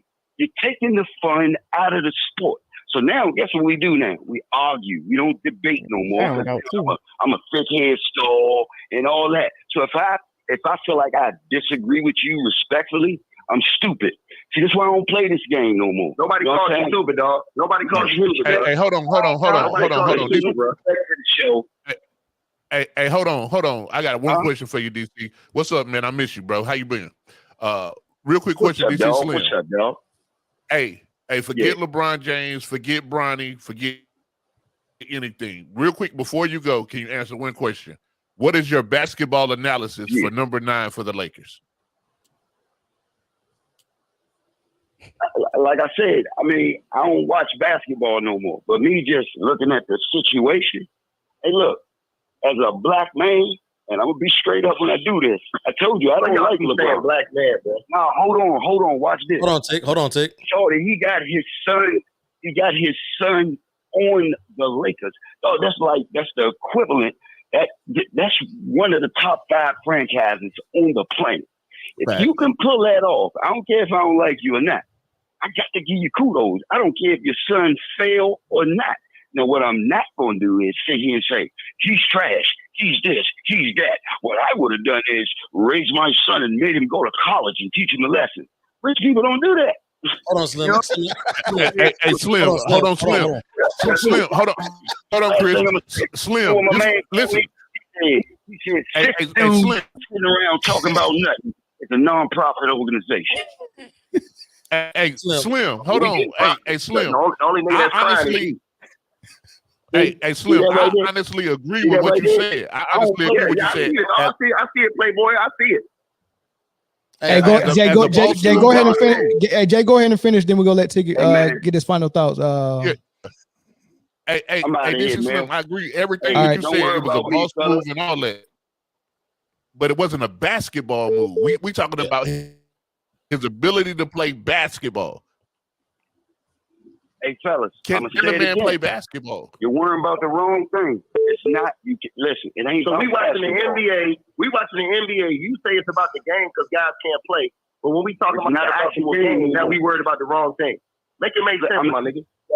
I'm making it make sense. Basketball is not basketball no more. Basketball is just like rap. You heard me, like your man said, the beats type. Beats and basketball is just saying athletic. But the music is trash. See what I'm saying? Everybody play the same. Ain't no real basketball. I'm not mad at that. So I'm not if mad at that. sitting here going to talk about LeBron James. Yeah, but that's a whole nother Man, topic. That's a whole nother topic though. And we but DC, we go get into that topic we go get into that topic when we get to Dame Lillard, man, for sure. I agree with you on that, but it's a totally different topic. What we're gonna do is let Ticket get his last words, man. We're gonna move on to the next topic. Go ahead, Ticket. This man said we don't talk about Kobe, but Kobe Bryant's not in the league anymore right now. He's passed away, and we're talking about current events.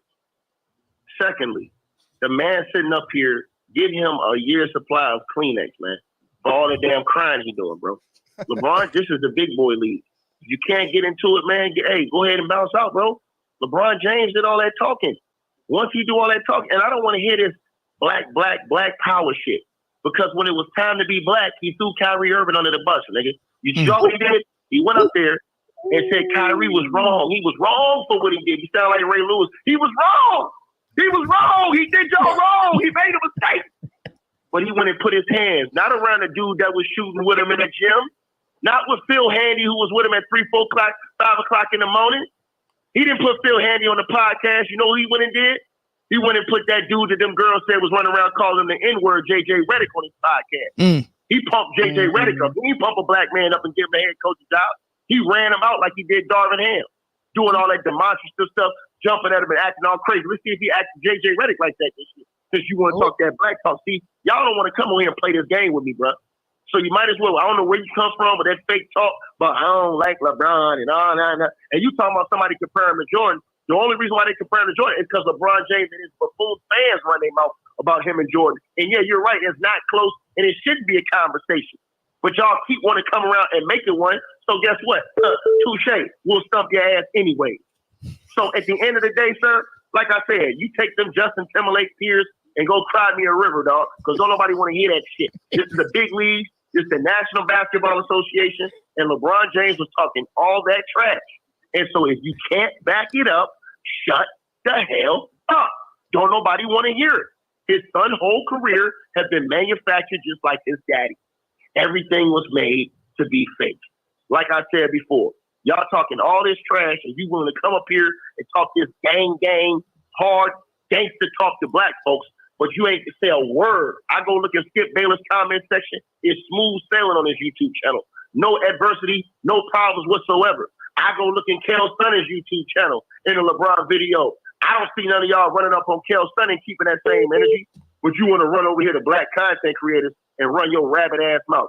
Sit down, shut the hell up. They got some beautiful ladies up here. Enjoy the show and make sure you ain't running around saying ain't no party like a Diddy party. And make sure you ain't got no Diddy oil in your house either, Playboy. I'm out, y'all. Salute. All right, Ticket, man. Thanks. God damn. God damn, Ticket. You make sure you put that. You make sure you put that on a video clip. So they can. I'm about to start Y'all got some of the best tonight. Y'all got some of the best sports talking. Y'all got some of the best sports talking ladies in here that actually look good. This man is coming up here crying about LeBron James when he need to be looking at the eye candy y'all got up here that actually know about basketball. Sit down, shut the hell up, and enjoy the show, man. Good night, y'all. All right, Ticket. Please, Ticket. God damn. Hey, I knew we was gonna get it. I knew it was toxic as hell. I knew it was about to happen. I knew it was about to happen. I just didn't know. I didn't plan that. I did not plan that. That shit might go viral. That shit might go viral. That's gonna be a hot clip, bro. That's good. But I want to say this. I want to say this real quick before we go over. He was like, as a father, what are you supposed to do? He did what he was Tell supposed the to do. truth. But just because you can do something doesn't make it the right thing to do. 100%. Right. Hey, I And totally that's all I'm agree. gonna say about that. Listen, I totally agree that it's not the right thing to do, right? It is probably embarrassing for his son, but if you got that kind of pull, man, it's hard to not It's try to embarrassing. not to It's take embarrassing for all of us, though. It's embarrassing for take advantage NBA of it. players. It's embarrassing for the NBA, the association. It's embarrassing throughout, to me, for the sports world. You cannot inherit. You just can't inherit athletic success. So there's a point where you shouldn't be doing it. Like Austin Rivers, he was a legit NBA player. There have been legit NBA players' sons that have come in. Maybe they didn't deserve to go as far as they did. Like, I think we can all agree that Austin Rivers probably shouldn't have gotten that job on the Clippers. But he was put there, and he was already drafted, though, man. Yeah, he was drafted. I'm just saying he overstayed his welcome in the NBA. I think he should have been cut possibly a little bit earlier than when he was. So, possibly. But he was a legit NBA player. Bronny's just not. We haven't seen anything. Yeah, and power is a hell of a drug, Eric. And if you put any drug that someone's addicted to, like LeBron's addicted to power, if you put them in the room with that power, it's gonna be hard for them not to sniff that line. And when the opportunity presented itself for LeBron to do something that he shouldn't have done, he did it anyway. But I'm gonna get to these super chats, and we got a call on the phone. Well, I thought I'm you gonna said make powder. I was about to say, how the hell you know? Can I say one thing? No, Can I say one thing, guys? Go ahead. Did anybody watch Did anybody watch the October 10th like reveal for Tesla, the robo taxi and stuff? Yeah, I watched that bullshit. The Optimus. Elon said that there could be possibly a 20% chance that he's not developing the next Terminator. Wow. Yes, but so that's where power gets completely out of control. We're watching a spectacle. LeBron could have used his power in so many other ways. Yeah. So many ways to get a black coach elevated, right? He could have gotten his son any job that made sense. Not this one doesn't make sense. He could have got Bronny to be a coach instead of a player. Let me get these super chats.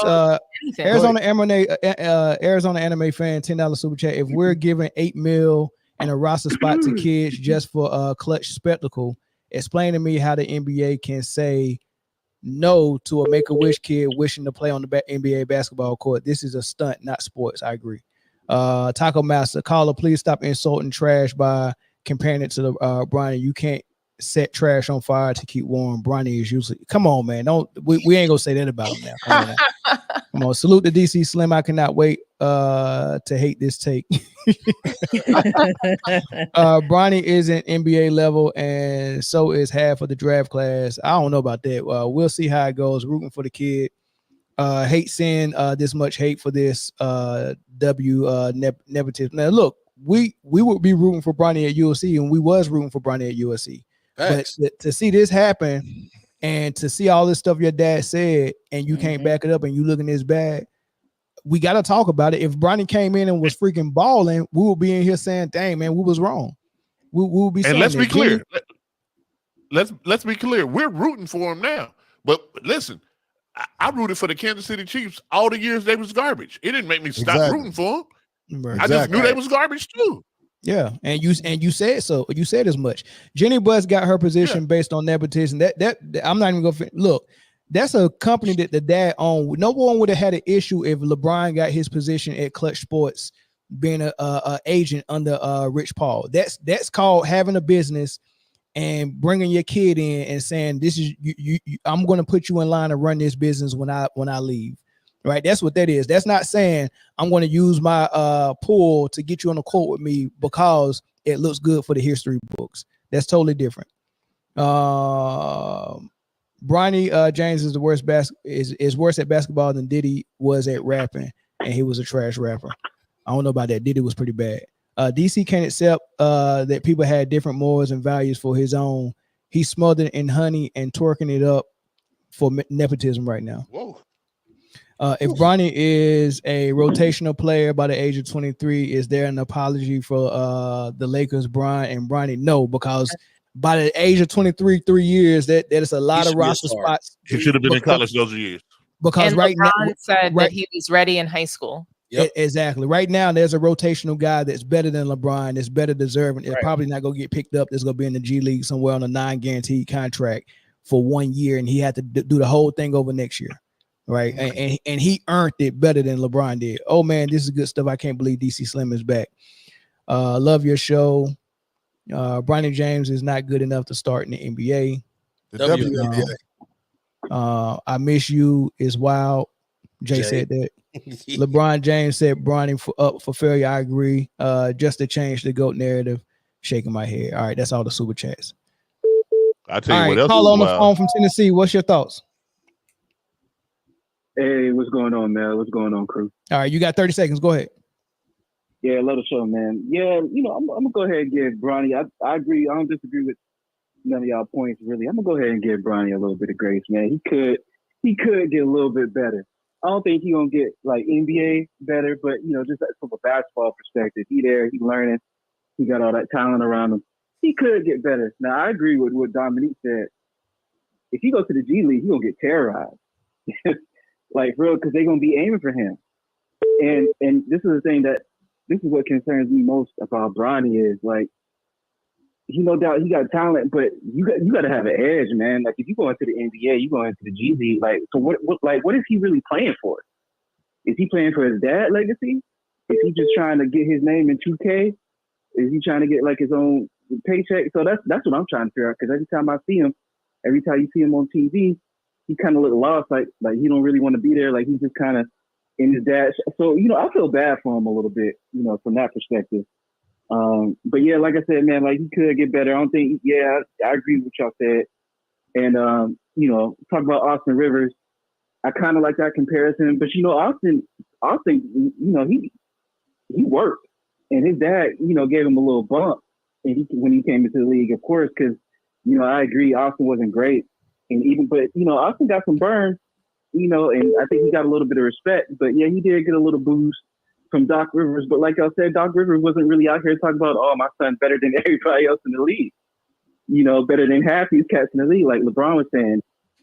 I think the narrative that LeBron put out about Bronny, I think that did him a lot of harm, man. But that's all I wanted to say. I don't want to keep y'all up. I'm looking forward to this Kobe Bryant topic, though. I got some stuff to say. That's my guy. But love the show, man. Y'all do a good job. It's a lot of hard work making a podcast of this quality, so respect. Appreciate it. All right, thanks, bro, man. Thanks for the call, man. My this phone ringing so freaking much. Somehow the Bluetooth just disappeared just now, man. I don't know if y'all heard the end, but yeah, we heard the end. It changed, like the sound changed, but we were able to hear it. All right, last phone call, y'all. Last phone call. Caller from Louisiana. Go ahead. Hey man, what's up, man? What's good? Man, y'all won't dare call a white boy a bum. You won't dare talk that bitch about a white boy. And each and one of y'all believe Jesus Christ is a white boy. Goodbye, and that's son. Why y'all Goodbye. hate each other, you suckers. Goodbye. That motherfucker sound like a slave. Is that the one that lives? Hey, hold on. That gotta be the dude. I'm talking about one day. You remember that voicemail?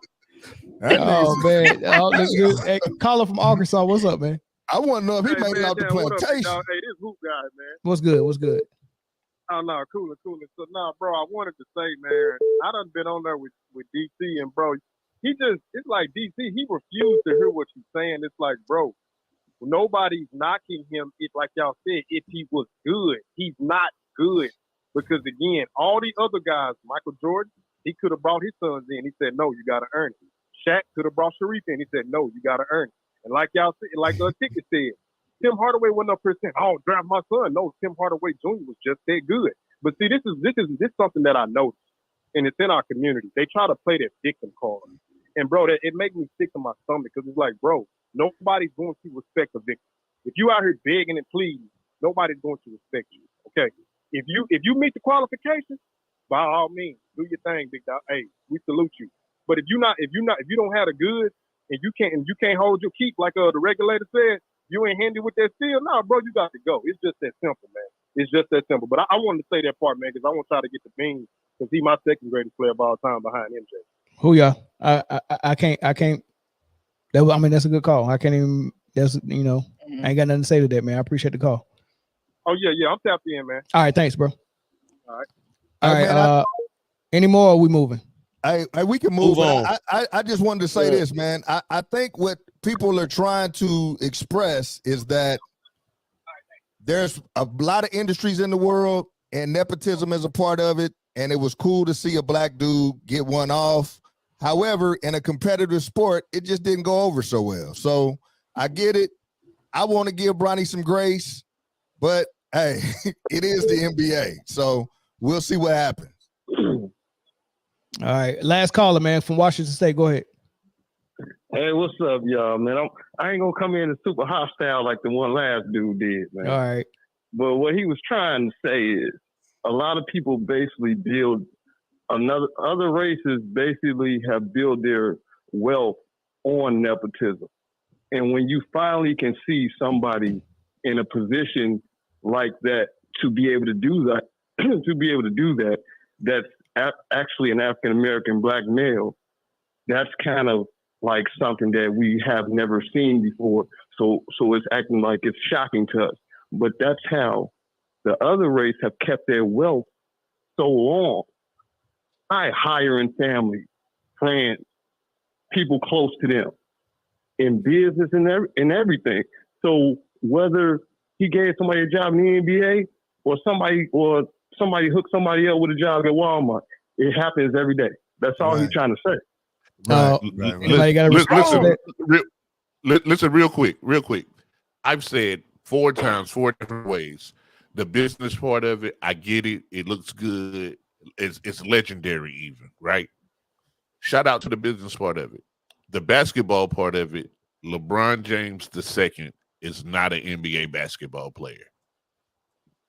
But that's what DC was trying to say. DC was trying to say that everybody in the league right now, we not seeing the best players in the league. That's what he's trying to say. No, that's not a good point. Let me say this though, brother.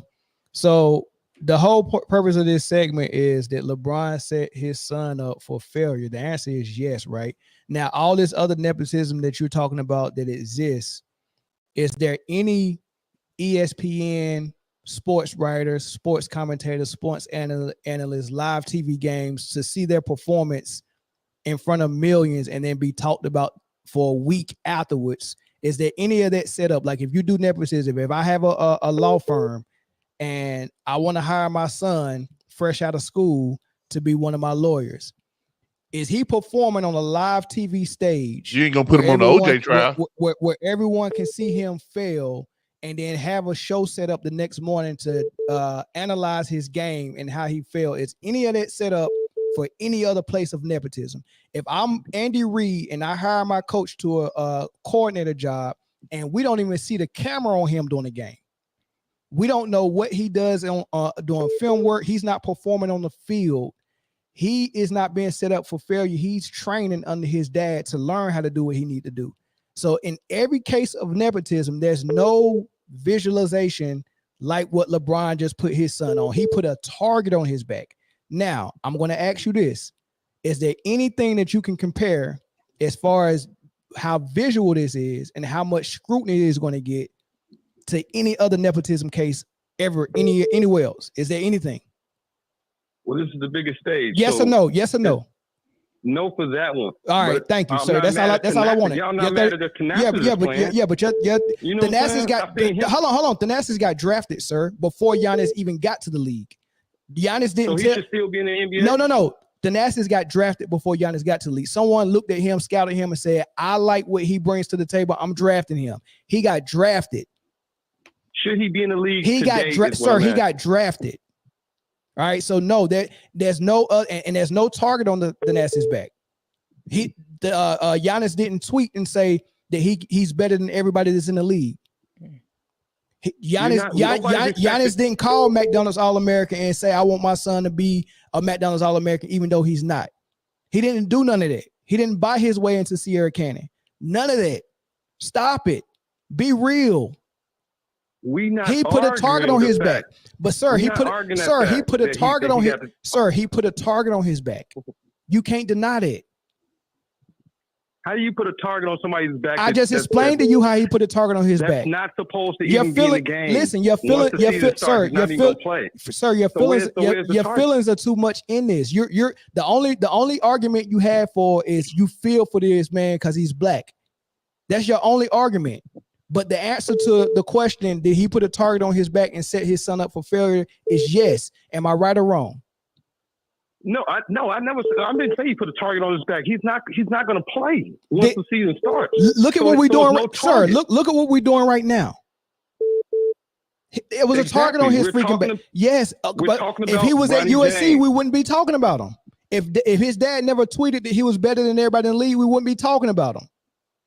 Are we talking about Cayenne right now? Cayenne is better than him. We're not even talking about him. LeBron brought all of this on Bronny. That's the only reason why we're talking about him.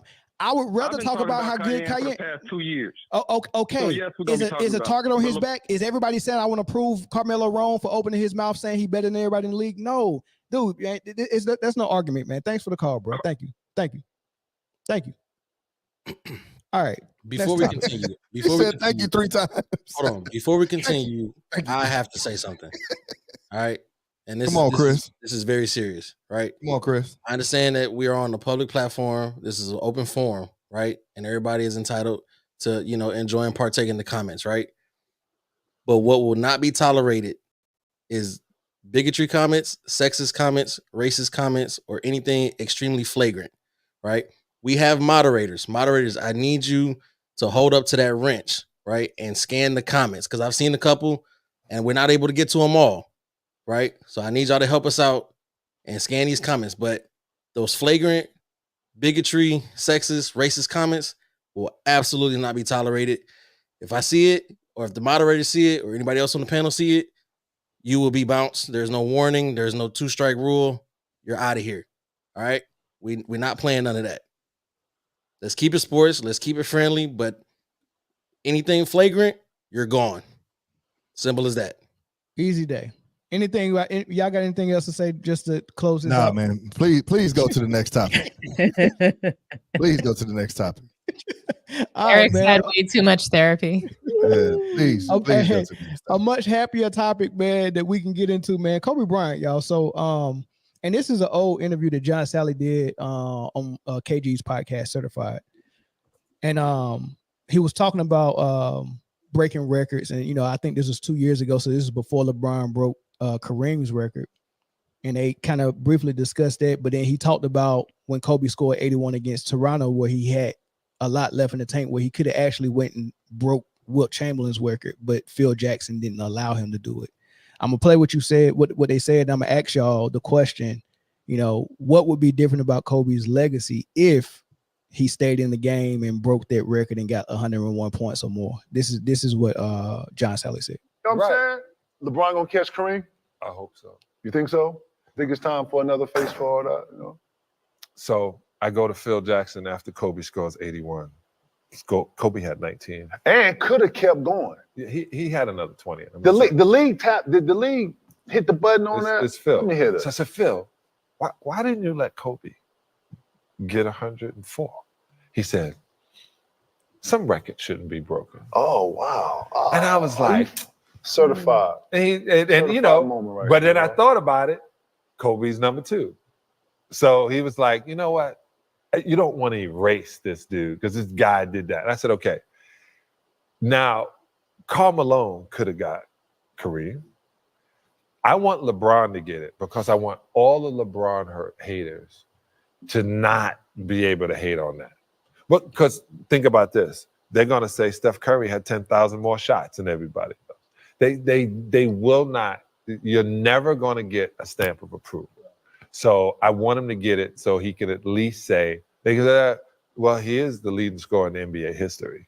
I want him to be able to say that, or say he's right next to or 1 point more than Kareem. I don't know. I think some records shouldn't be broken, but I want LeBron to have the number one of something. Yeah. I really think records are here to be broken. All right, so 2 questions, man.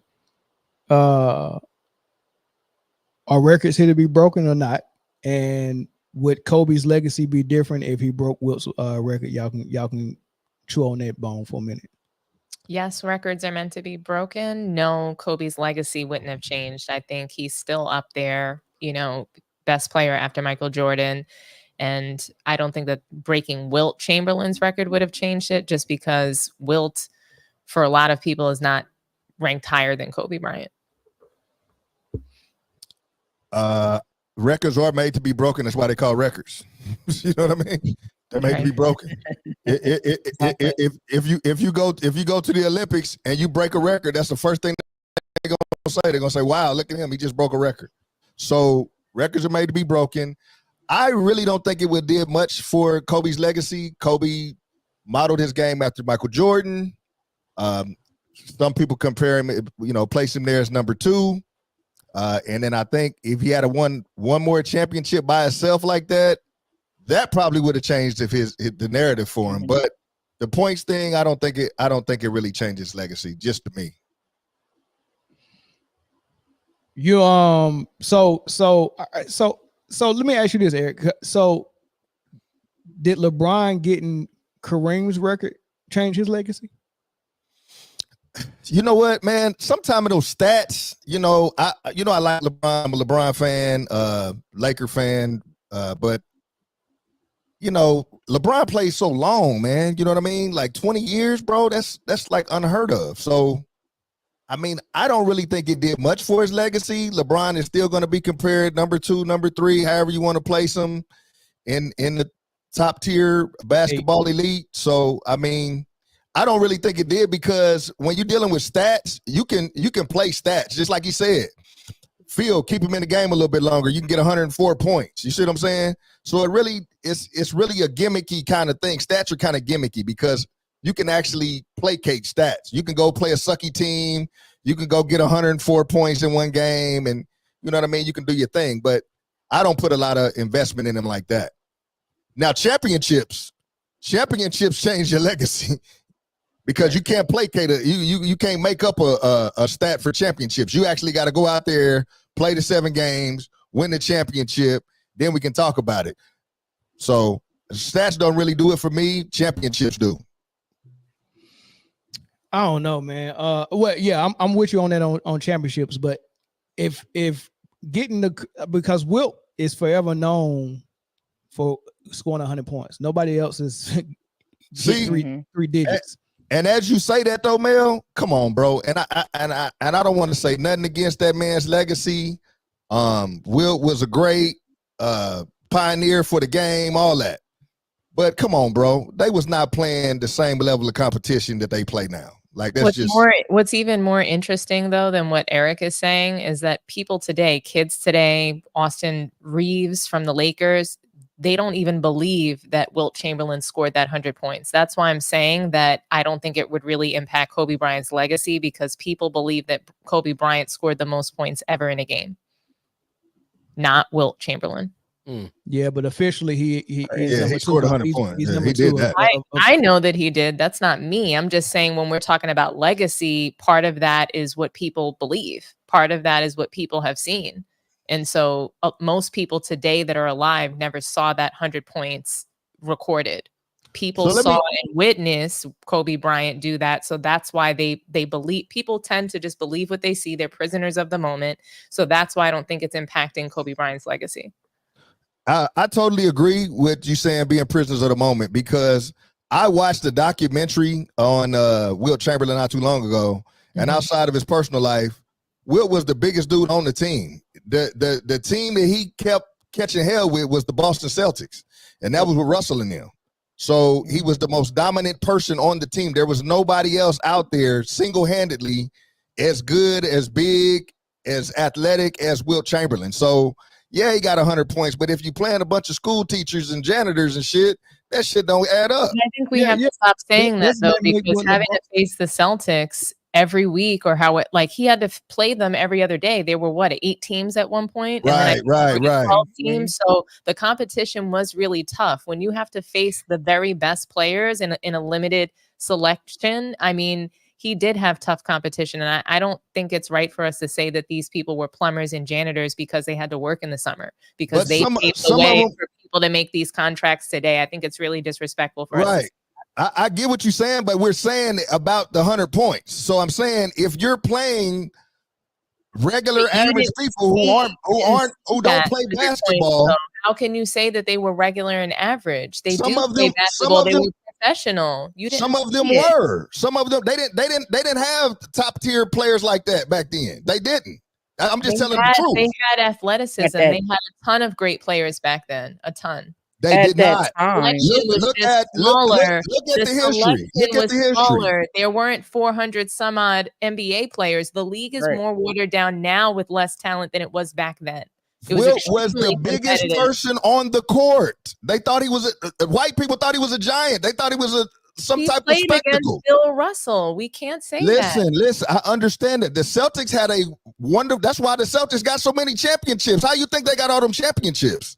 It wasn't because the competition was so fierce. But there was competition. It was not. It was not. You got to see when y'all do y'all history and y'all do y'all background. Because I don't want to just be talking just to be talking. I do my history and my background. And there were less players. Your background. Then talk to me about it because there was not. Eric, and there's 75. There were 75 years of basketball. There was not 75 elite basketball players back in the 1960s. It wasn't in the 50s and 60s. Are you serious? How do you know that, Eric? I do my research. So show it to me. Show me yours. Show me yours. Show me that there weren't. I will say this. Hold on. You said all of them was elite. I feel like y'all could both say all of them. I didn't say all of them. I think it's Eric and Dominique. It's some truth to both sides, right? I mean, I listened to an interview. Dominique just like to argue anyway, so it don't really matter. Well, look, hold on. Let me say this. I'm not yelling. You are. Dominique, let me say this. You're yelling. You're raising your voice. Eric, Dominique, do I raise my voice? Dominique, let me say Eric, you don't have to yell. The mic is right there. Eric, your voice always loud. You got a mic, Eric. You got a mic. You don't have to yell.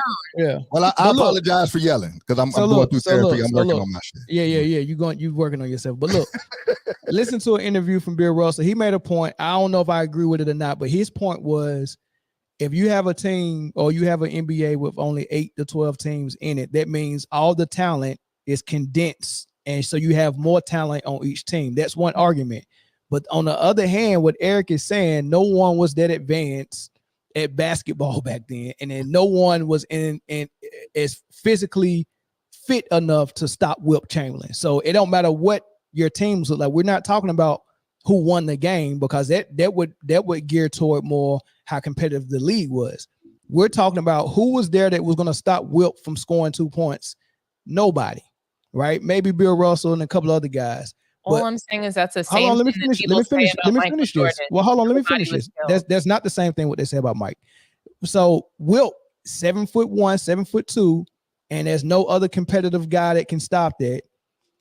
Scoring 100 points might not be impressive to some people. It's still impressive to me. I'm just speaking for what Eric is saying. Now, my point is this.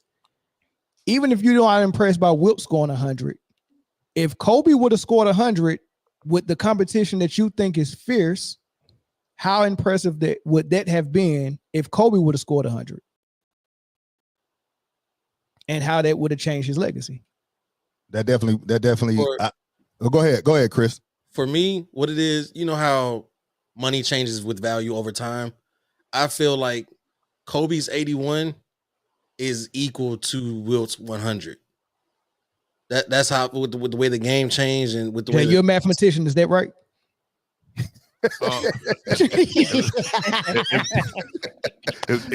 Hey, if y'all didn't know, Jay's a mathematician. 81 definitely does not equal 100. However, as far as like. To your point, I definitely get what you're saying on the shoot. I would even say that Jordan 63 in the Garden was as iconic.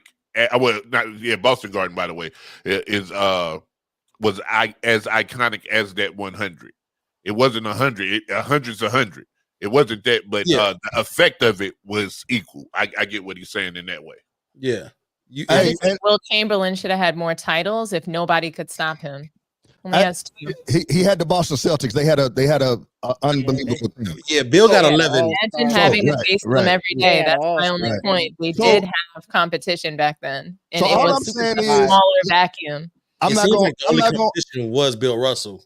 Right, but hey, that is the only person he had to face, but that's pretty hard when you have to do it every single day or every other day. I'm gonna just make this one point.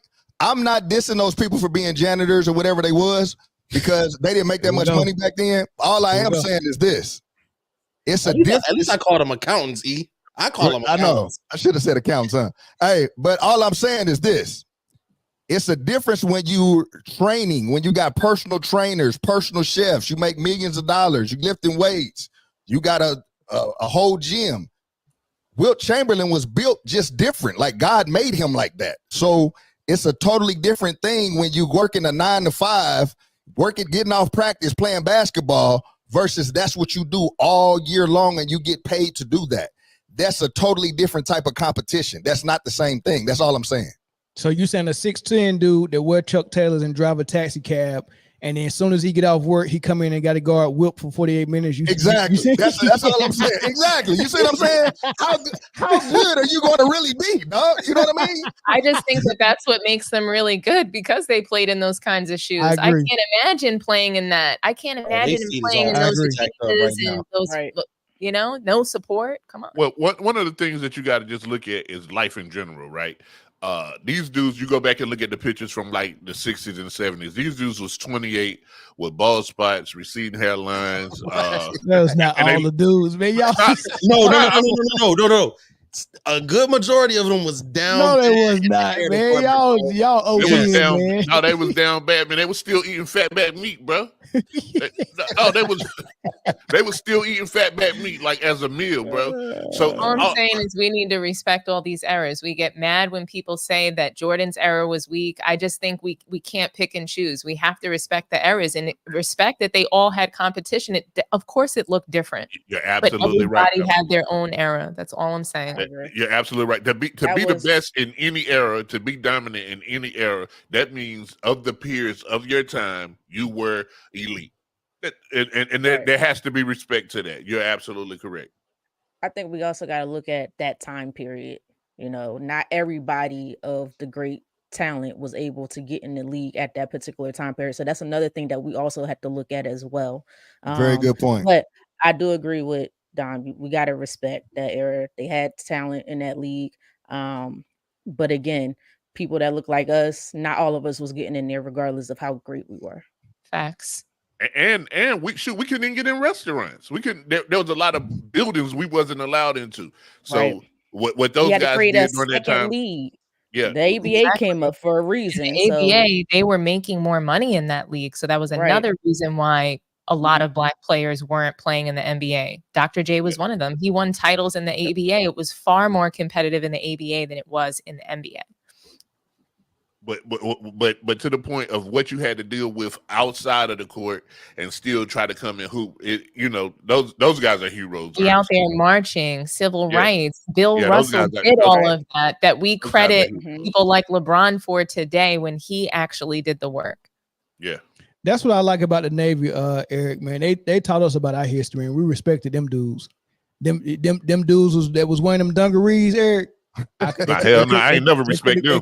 It couldn't have been me. Nah, I'm glad they did it. They went through that, so I ain't have to go through it. And I said it in a context, not disrespecting them in any way. I'm just saying it's a totally different era, bro. Like, imagine the dude 7'2", probably 200 some pounds. You just got your ass whooped from a race ride. You drove a cab for 8 hours, and now you about to come out here and go play guard Wilt Chamberlain for 48 minutes. Come on, bro. He dropped 100 on your head. Yeah, but you know, all that adversity actually showed them how good they were and how strong they were mentally. Absolutely. Sure. But it's no surprise he got 100 points. It ain't like, man. I mean, it was Wilt, man. It wasn't a lot of Wilts. It was Wilt. It wasn't a lot of Wilts out there. I mean, like he was just scoring 100 every night, though. So you know, his averages he did average like 50. His averages is crazy. That was crazy. But he wasn't doing the 100 point scoring every night. He still got the highest average for a season at like 51. Yeah, he does. Hey, now there is somebody said that there's a theory going on that he actually had 11 points that game, and it was a typo, and you never actually scored 100. Anybody mess with Jay? Y'all ain't hear that for real. I'm not. No, I'm not messing. Hey, I never got Britne and Chris's thoughts. Is it would it change Kobe's legacy if he had broke Wilt's record? Go ahead, Britne. You go first. For me, no, because I rank him right underneath, like you guys said earlier, MJ. To me, he's a product of MJ. So for me, I don't think it'll change his legacy whatsoever. I mean, he's already, I don't know who said it a little bit earlier, but he's already ranked. Was it Dom? Was it you? He's ranked higher than Wilt anyway. So no. Yeah, but that's his ranking. You're not. Oh, I'm sorry. Your legacy, even your legacy, how people look at you. Yeah. No, people still look at Kobe as being one of the greatest of all time, behind MJ for the most part. Whoever else you want to put in between them, they don't. Most people don't put Wilt up there. See, I don't actually 10, but have he's him not top ranked above 5. Wilt. I don't actually have him ranked above Wilt, but I think that he was a greater player. Right. And then legacy to me is everybody's perspective. Like it's going to change with each individual person. I may see Kobe one way, and we had this argument all the time. People want to put LeBron above Kobe. I think they are out of their mind. Some people may think I'm out of my mind. So legacy is all about perspective. Let me ask you this. For Kobe and Phil, do you like what John Sally said when he said, or he asked Phil, why did you take him out? Why didn't you let him get 100 and break Wilt's record? And Phil said some records shouldn't be broken. And I guess his thought process is that's mostly what we remember Wilt for. Let him have that, right? Exactly. And so the second part of that question is, how do you feel about LeBron being so eager to do the opposite of what Phil did for Wilt? He wanted to do the opposite and just take Kareem off that mantle and take his record when other people could have got it. Jordan could have kept playing and got it. Karl Malone could have kept playing and got it. Kobe could have kept playing and got it. But they all was like, nah, it ain't even worth it. But LeBron was like, hell no, nah, I'm getting it record. I think those other people that you just mentioned, especially Jordan was focused on championships. I don't think he was really into the stats like that. I think he knew, he used to tell players, even before they came on the court, and some things I've seen and read, that Jordan used to tell you, hey man, I'm gonna drop 50 on your boy tonight. Jordan was cocky like that, but he was really worried about championships. So when you're worried about championships versus stats, those championships always going to come out on top because people will forever remember those championships. If Kobe had have made 104 points, we wouldn't really we would talk about Wilt Chamberlain as one of the elite pioneers of the game, but we probably wouldn't talk about him as much, to be honest. Who go speak to the fact that LeBron wanted to take Kareem? I mean, because now all we know Kareem for is the hook shot. So I don't think that's some N-words, bro. I don't think that's true. Some N-words. I don't. I still give Kareem credit. I think you can't mention Magic without mentioning Kareem. You can't mention old school Lakers without mentioning Kareem, right? You can't really mention the game without mentioning Kareem, right? So I think even regardless of the points record, Kareem's name would still rank synonymous with the NBA, right? But all the guys that you named that could have took the spot and didn't, like you said, they didn't do it for the records or the stats, right? They were in the game to win. And when they felt that they couldn't win anymore, they left. That's having integrity for the game. That's not true. I think not because they couldn't win, because they couldn't dominate. Because they couldn't dominate individually. Nobody counts Washington. I think that LeBron is still actually playing to win. I just think that he realizes that he can no longer orchestrate the championships as he was before. I think that he's still I still think that he wants to win actually, but I think that he's just trying to check off the things that he can. Like, hey, I can accomplish this. I'm really not able to win anymore. And he's trying to basically deflect from the winning to these accomplishments now. Hey, I wasn't able to get to 6 rings. I don't foresee he already knew in 2020 that would be his last title. He already knew that. And so he saw that and said, okay, well, that's what these next couple of years are going to be about this. I'm going to break the scoring record. Then I'm going to go ahead and play with my son. These things are all manufactured. So where we're at right now and what LeBron is playing for, yeah, if he falls into a title, great. Trust me, they have a plan for, let's just say if the entire West were to get injured. Like they have a plan for that. They'll be able to exploit those circumstances and create a path for a title. But right now, this is just what we're looking at. Scoring record, playing with Bronny. This is what LeBron is going after because this is what he sees in his vision that he can accomplish. Yeah, because the Lakers definitely ain't winning another championship. I think he came close with the Western Conference Finals. What was that, 2 years ago? The Lakers win? I think it was 2 years ago. And we saw how he rallied, right? When they saw when that path for the playoffs, we saw how he rallied. He rallied the team, and they seemed ready for this run. Hey, I think that was his last. I think that was his last hope actually at the 2022 when they was going to the Western Conference, when they thought they was going to get to the Western Conference Finals, and they lost. But I mean, I get it. If that's on your bucket list, check it off. Playing with Bronny, getting a stat record, whatever. The fact of the matter is, outside of Jordan, Kobe, and Karl Malone, these people that you named, Mel, they gave their best shot to win that damn scoring, all-time scoring thing. They both played. Shit, Kobe, you had to Jekyll and Hyde him in the locker room every game before he was dragging this old dusty body out there, man. He was beat up. You know what I'm saying? Karl Malone, his last year in Utah and everywhere after that he was a shell of a human. It wasn't even no more young girl. Never mind.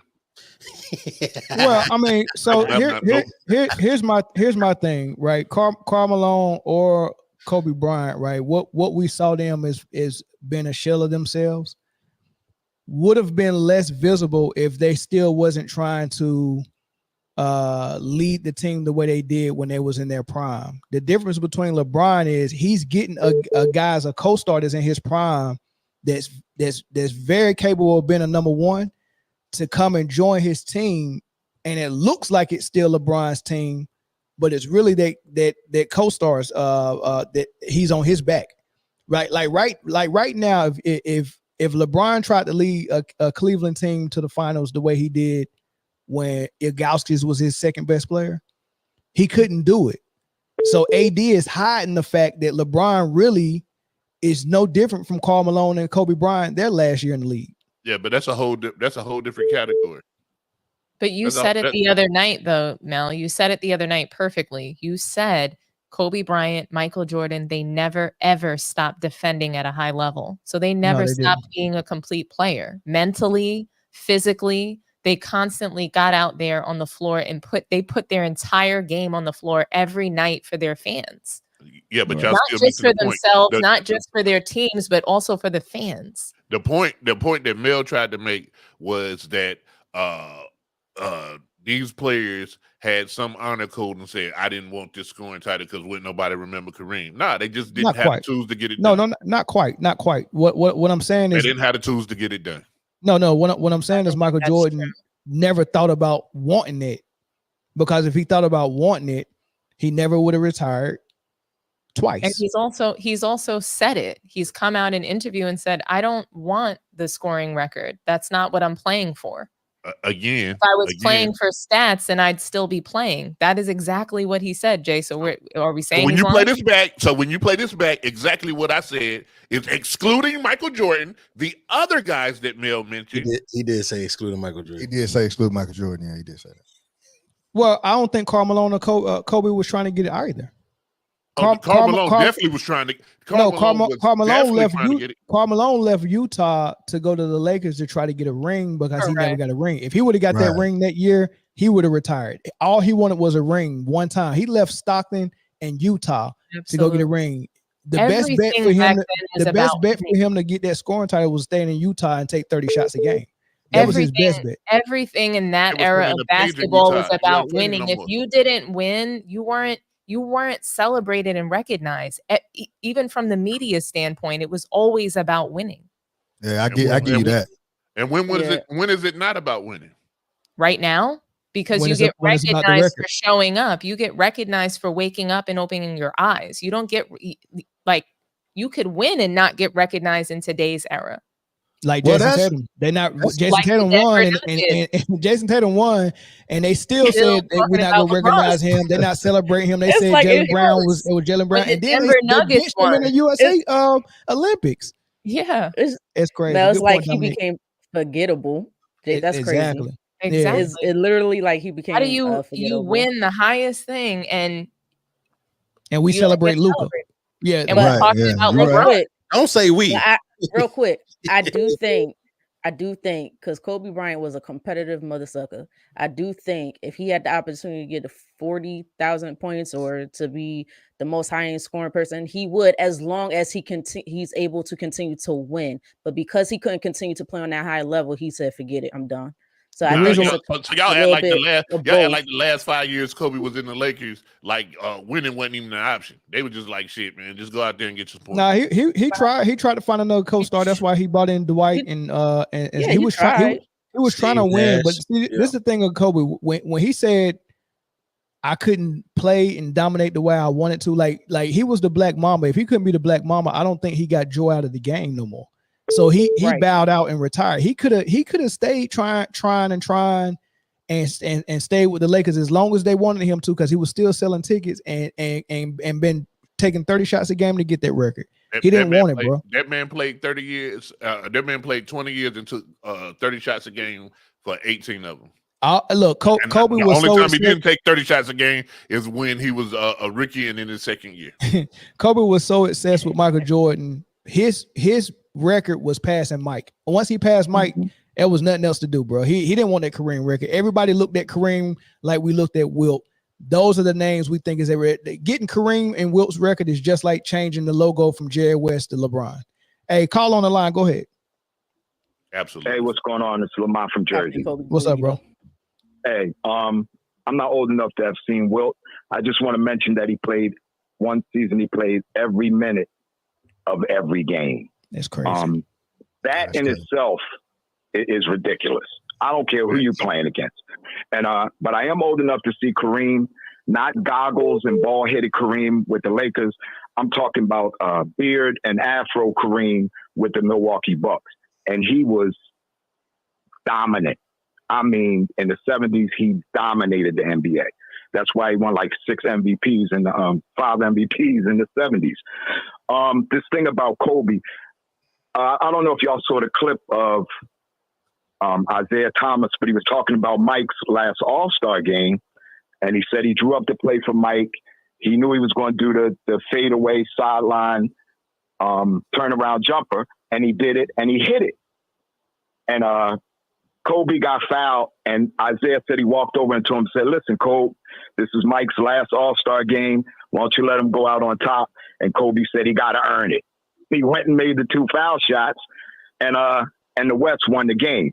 And I think Kobe would have got the record if he could have. If his body didn't break down, I don't think he would have stuck around just to get the record. But I don't think he stopped playing to avoid getting the record either. I think Barry Sanders did that to avoid getting Walter Payton's record for some reason. But Kobe was too competitive. And I got an admission to make that the media worked on me, because the media was killing Kobe at the end. All he was a gunner, all of this stuff. And they really did a job on me for a point where I thought that LeBron was better than Kobe, because the media worked their magic on me. But when LeBron passes Kobe in the most shots missed, because when Kobe got the most shots missed, they talked about that in the media. They did. It was something that they talked about. I had never heard them talk about who had the most shots missed before, but when he did that, they talked about it. I just want to know if they're going to talk about it when LeBron passes him in the most shots missed, because they didn't say nothing about him getting the 5,000 turnovers or whatever it is. Listen, y'all know I love y'all show, and thanks for letting me on. All right, man. Thank you for the call, bro. Thank you. So, what you? I want to ask you, man. What you think about Wilt's record, because you know this whole, I don't know if you was listening, but this segment started with John Sally talking about Phil Jackson taking Kobe out when he had 81 and he asked him why he didn't let him stay to break Wilt's record, and he said some records shouldn't be broken. My point was this: Wilt with the 100 points, Kareem with the scoring record, and Jerry West with the logo.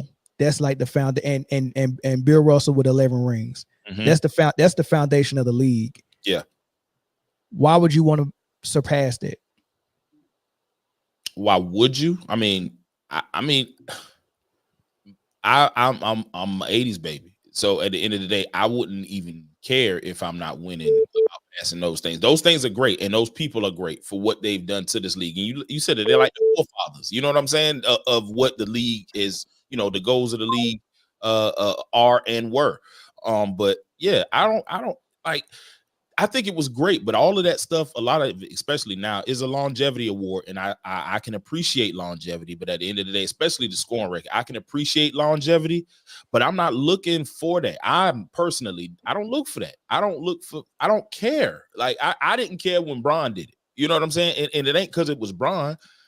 I just didn't. It don't mean that much to me. Winning is always what you play sports for. Because I played sports and I teach my son that, you know, that's what we do it for. Anything that comes is sprinkles on top of that cupcake. I don't care about that. But if you a great loser, then that's just what you are. But what if you wanted it all, though? What if you wanted it all? What if you wanted to win? What if you wanted these records? I don't think there's anything wrong with being a competitor and wanting these records. But what I do think is wrong is wanting to get the record in the way that these guys are getting the record. LeBron took over 3,000, I think over 6,000 threes. I think he made over 3,000 3-point shots. Kareem Abdul-Jabbar, he only took 18 3-pointers in his entire career and only made 2. So when you're talking about how he had to be the leading scorer versus LeBron, it's not as impressive. So I don't know that I'd want to break the record and it not be as impressive as the person who had the record before me. I'd want to break the record. Me personally, as a competitor, I'd want all the records if I could get them, but I wouldn't want it that way. Yeah, all I'm saying, and all of y'all are also making good forgetting- points. All I'm saying is no one who's playing the game purposely is saying, "Hey, I don't want the record. Like that. Let me stop playing for this." Like no one's avoiding the record. Like Mel. Nobody. Yeah, I agree. Nobody's avoiding it. You're right. Yeah, I agree with that. That's all I was saying. That's all I was saying. Yeah, I totally agree with that. I just think the championships were more important to the players in that era. That's all I'm saying. Right. Because we will always talk about the Bulls and the 6 championships, just like they talk about Tom Brady and the 7 Super Bowls. They would never stop talking about that. Yo, Russell, Eric, listen, said it earlier. the championships lost their splendor for kind of when the league started hitching their cart to certain franchises for them to get championships. You get what I'm saying? Like, oh no, I don't. I think it lost. I think it. You're right. You're right. Your first statement, it did lose its splendor, but it lost it because we traded it in for the love of stats. Right. Oh, it was even before that though. What I meant by that, it was even before that. It was for the entertainment purpose. We only want the people in the finals. Listen, the Spurs killed it. The Spurs killed championships matter. When the Spurs went to the finals against the New Jersey Nets, and it was the lowest watched finals in history, the NBA said, "Damn that! If you can't sell tickets, you won't be on the big stage." Period. And that's when it died. I'll put it. And I'm a Spurs fan. I'll put it to you like this, right? The goal, like Mel Enzo said, the goal when you get into sports, when you get to this level, is to win championships because ultimately that's where your name is etched forever. Ever. Right? Exactly. That's where your name is etched forever when you win championships. They can pass your record. They can pass your record. You might not make it to the Hall of Fame, but championships are written forever. The moment I knew when it wasn't about winning championships anymore for LeBron, and it was only about chasing records to try to make up that gap that's in his own mind, is when he got a championship ring made for breaking Kareem's record.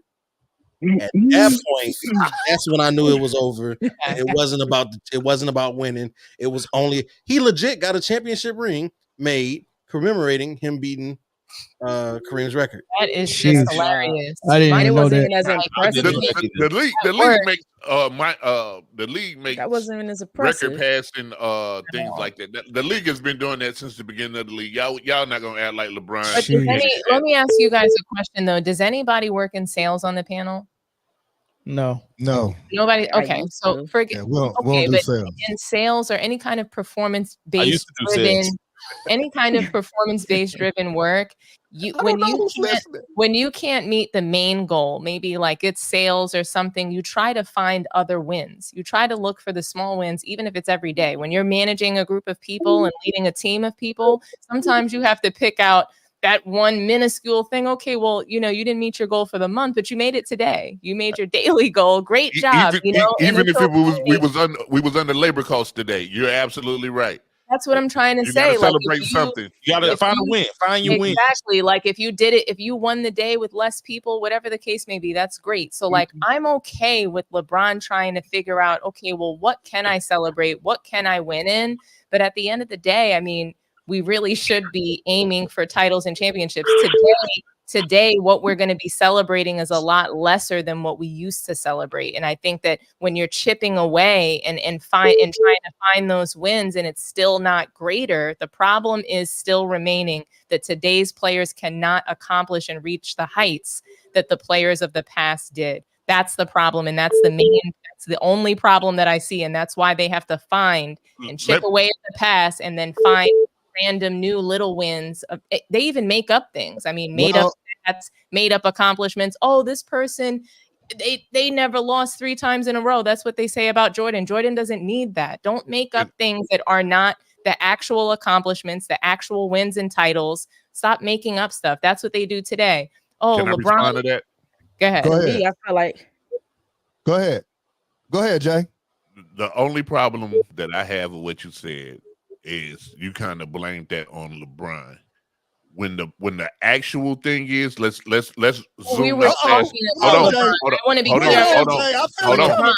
on. I'm not blaming it on LeBron, Jay. So I want you to stop because I'm not blaming it on LeBron. You just said that. That's what you said. Play it back. Hold on, we play it back. We were talking about LeBron and why he would want to pass Kareem on the scoring record. So that's why I'm not blaming the entirety of today. Matter of fact, you know what? You're right. I am. I'm blaming it all on LeBron. I'm blaming it. You're right. I'm blaming it all on LeBron because he's the person that made it okay to celebrate losing. So you're right. I'm blaming it on him. He celebrates being a goddamn loser, and so does his fans. So if you're in that fan club, then you're celebrating losing too. So first of all, if you want to find somebody to blame, you can blame Joe. But second of all, listen, it is a microcosm. Sports is a microcosm of life. So the whole thing is this society, these parents, hey, why my kid ain't doing this? Why my kid made a C? Y'all ought to give him an award. This shit is way bigger than that. This is a product of where society is as a whole. We're celebrating shit that don't matter.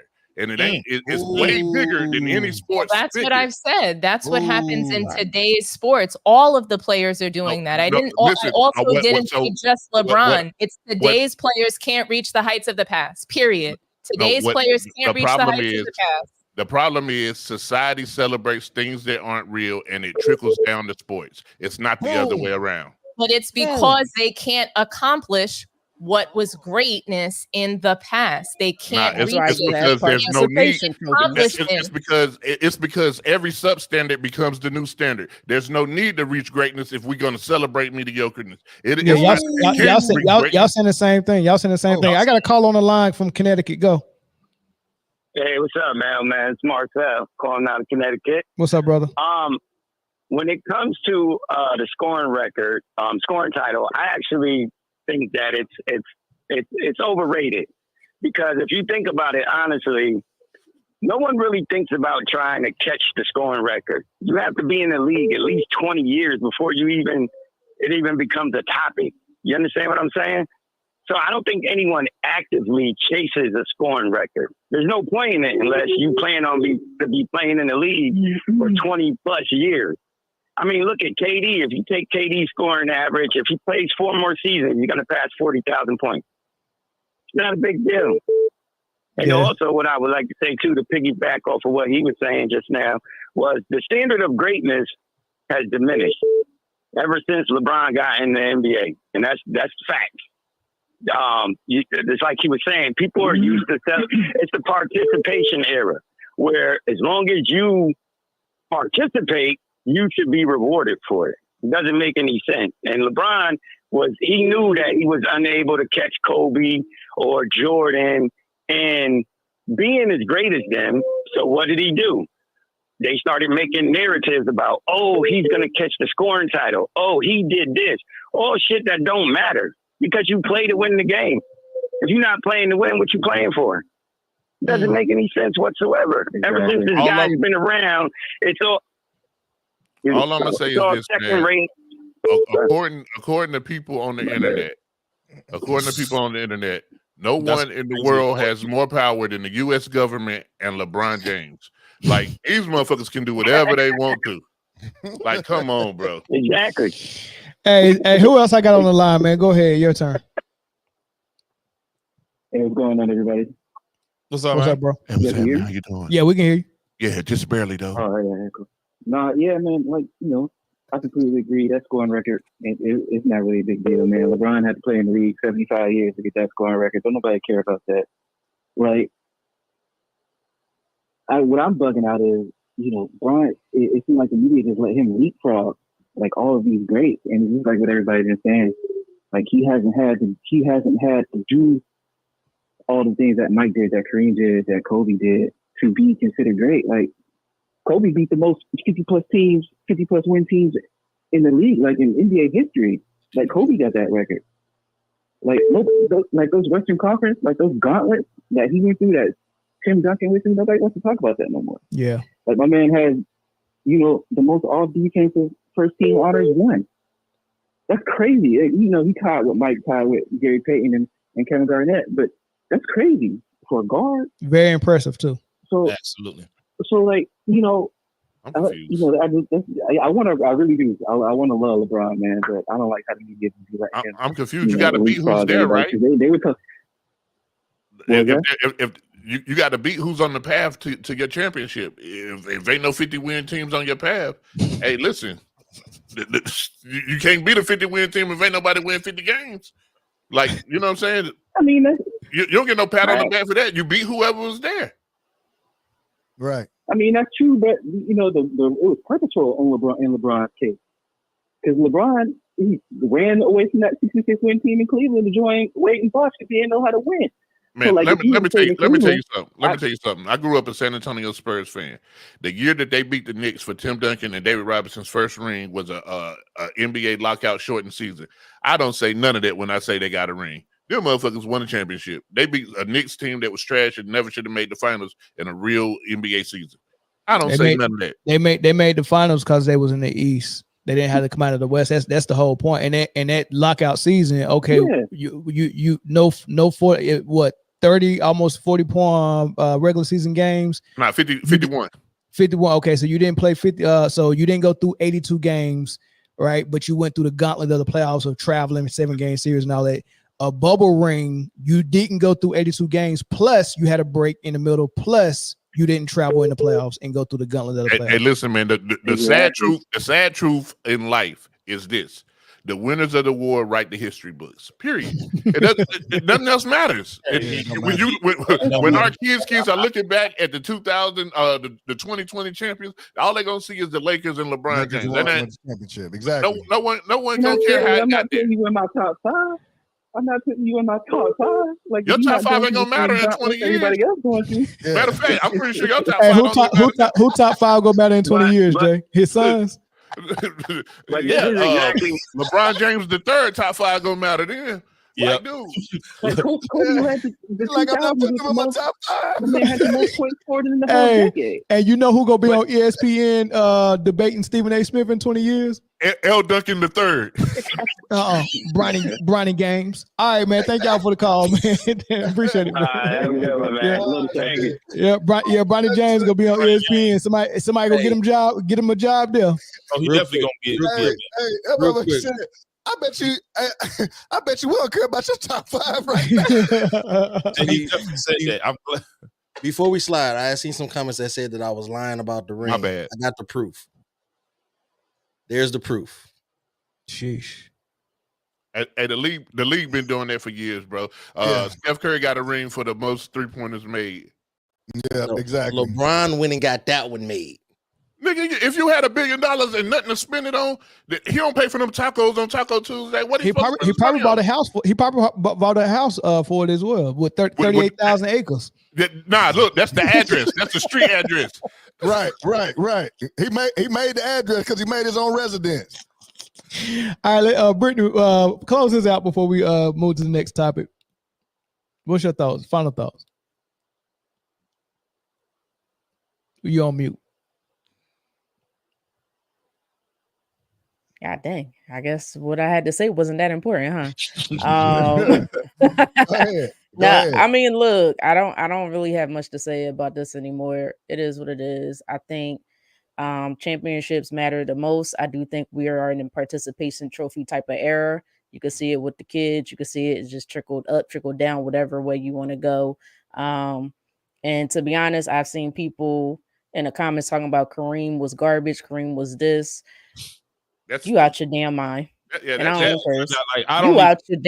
You are out your damn mind. Look, I understand LeBron got 40,000 points, but like Dom said earlier, Kareem's 30-something thousand was way more impressive, and he went to college.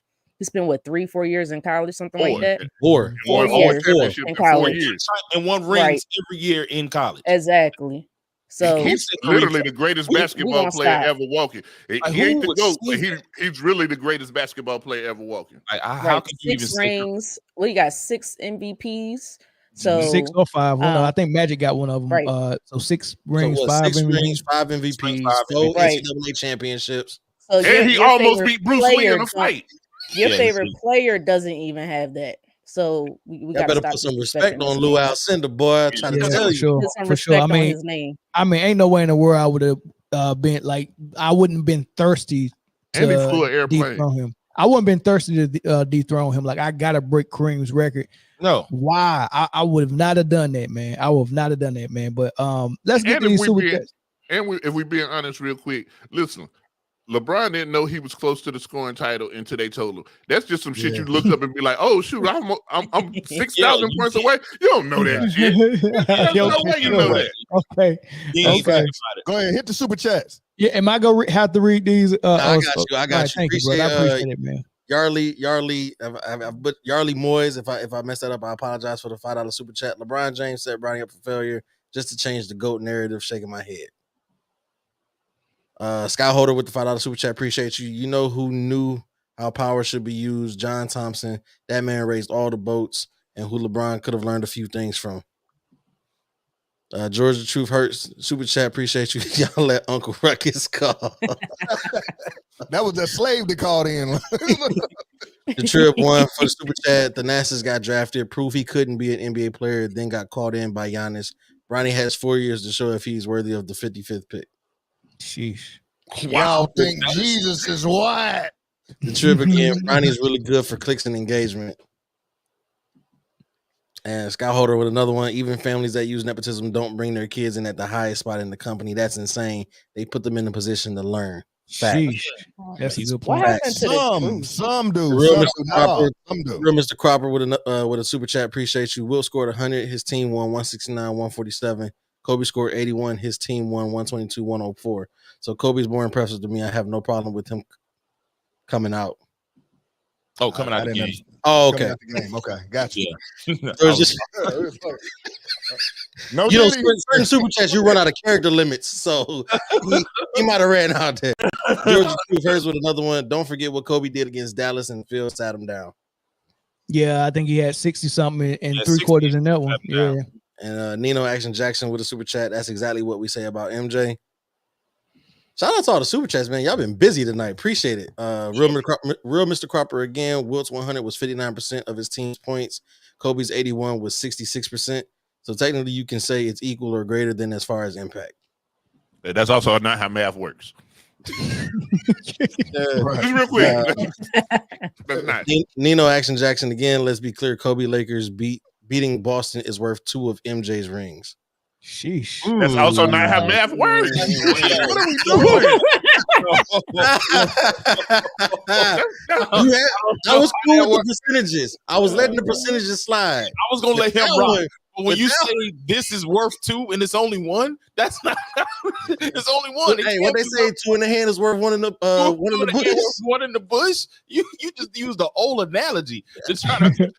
It's actually 1 in the hand is worth 1 in the more hand than is 2 in the bush. worth. What are y'all doing? That's not how stands work. Real quick, since we don't have time for both of these last topics, Dame Lillard and WNBA, I'm gonna let the chat choose. Put a 1 in the chat if you want the Dame Lillard topic. Put a 2 in the chat if you want the WNBA topic. The WNBA topic is good though. Trust me. Oh, you got 90 seconds starting now. That game last night was good. Put a 3 in the chat if somebody want to come wash my hair. Shoot, we getting ones. We got 1, 2. We getting a lot of ones, y'all. Hey, that 2 came from no one. Yo, okay. So there's 2 for the. There's no 1 said 2. I like that. Right now it looks like somebody said 3. Somebody hit you with a 3. Wait, what was 3 again? What was 3? To wash Jay's hair. It better be a female. Wait, I was let's about go to see. say that's gonna be Diddy on you. You better be Let's careful. Better be careful. Hey, that's somebody with some strong hands said they want to wash your hair. Yeah, he from Atlanta. G. Russ. Oh no, I'm good. G. Russ. I got you, bro. 512. G. Russ from the 512. Come on, come braid Miss Netta's hair. Hey, I don't know, I I don't know a lot of Hey, I don't know a lot of girls' names that start with G. I know some Geralds. And some, Geraldine. Gloria. Geraldine. You don't know nobody named Geraldine. Gloria. Griselda. I know a Griselda. That's about it. Hey, that might have been Glorilla. That's Glow. That's Big Could Glow. have been Big Glow. Glow. And shout out to Glorilla because I listened to that album that just dropped and it is fire start to finish. Hey, shout out to Chris for telling us about his music taste nobody cares about. Yes, And 5, 4, 3, 2, 1. That's the 90 seconds, man. I think the majority. Man, that was 90 seconds 90 times, bro. I literally was counting. It was 90 seconds. So I think the majority. Well, y'all sold on the WNBA. Y'all missed out on the WNBA. That was gonna be a fire topic, man. Yeah. God, y'all missed out on that. Gina, all the ladies overriding. Y'all overriding. I'll let the ladies override. Yeah, what the hell was the point of the 90 seconds? I don't We know, had man. 90 seconds. Well, I didn't know the ladies would go at Jack, and we've been talking over them all night. So I might have to. We might have to let them override this if they want to. It's up to y'all. I'll defer to you, Brittany, on this. I was going to defer right back to you. I don't know if my Oh heart. Lord, can this take- ain't the coin toss. Somebody. I don't know. I don't know if my Stop, heart can sit take around. talking about the New York Liberty losing. I know. So I'm maybe with we you should on just go that. to the day. You know what? I Let's don't know give if the my heart can audience. take it. Let's give the audience what they're asking for. All right, if they bet. want Sounds days, good. Time. I'm overriding next time though. Okay. Yeah. All right. Cool. Well, we're not gonna take phone calls on this one, y'all. So Come out. I saw it. last call will be.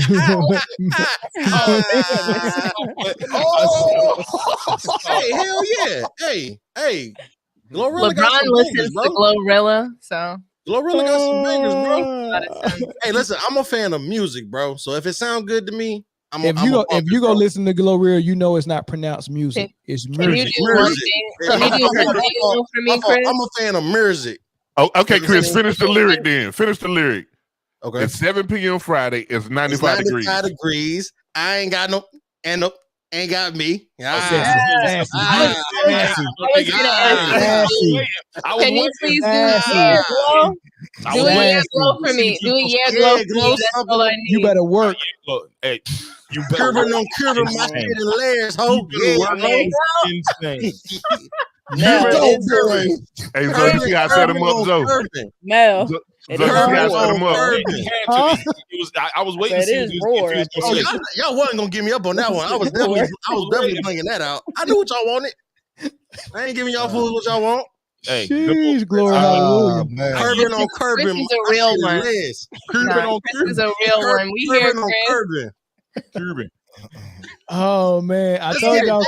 Man, let's talk about it. Let's go. I told y'all Chris be dressing like that New Jersey Dyke, man. But Nah, y'all see how I dress. Y'all know what I do. Y'all know what I do. Hey, man, who is the New Jersey Dyke though? Who is this? Who is this New Jersey Dyke? We need to put some of them. We need to put some of them pictures up here. Y'all know how I dress. Y'all know how I get down. Y'all gonna get off my little homie though. Y'all know how I get down. Go ahead. Let's go to the next topic. Man, hey, somebody said you better work this. Nah, I don't listen to Sexy Red. Sexy Red trash as hell. Oh my God, no, he does not look like Saucy Santana, man. Saucy do not have no locks, man. Come on, man, cut us some slack, man. Don't do it. Don't do it. That will not be tolerated. Who said that? They need to be blocked. Disrespectful. They need to be blocked. Y'all ain't gonna do my homie like that. Y'all not gonna do my little homie like that. Whoever said that, come up right now. Hey, yo. I'm gonna keep it playing like this. It's all fun and games till I hit that block button. Oh my God. Nah, that's a block. Let's keep it candy, y'all. Let's keep y'all it can't candy. block. Y'all can't block her for that. Y'all got me crying, man. Who look like Young Ma? Hey, he don't block him. I want to see what he look like. No, Young and Megan's the New Jersey Dyke. Hey, y'all gonna leave Chris alone. Hey, let's go to the next topic. We gonna keep it playing. Chris, though, you can't block him. You Hey, can't who block him. getting blocked? Keep it playing. Who getting blocked, man? I'm just saying. You brung that on yourself. You brung that on yourself. So hold on, wait. So Look at G. no, Russ. hold on. So, Wait, wait, hold on. Oh, dead homies, Chris. You brung that on yourself. Hold on. How did I bring it on myself? Because I said that I like Glorilla music. So Well, I'm Glorilla only saying- make music for chicks. No, I'm not saying it like that, but you actually threw your hands Oh, up.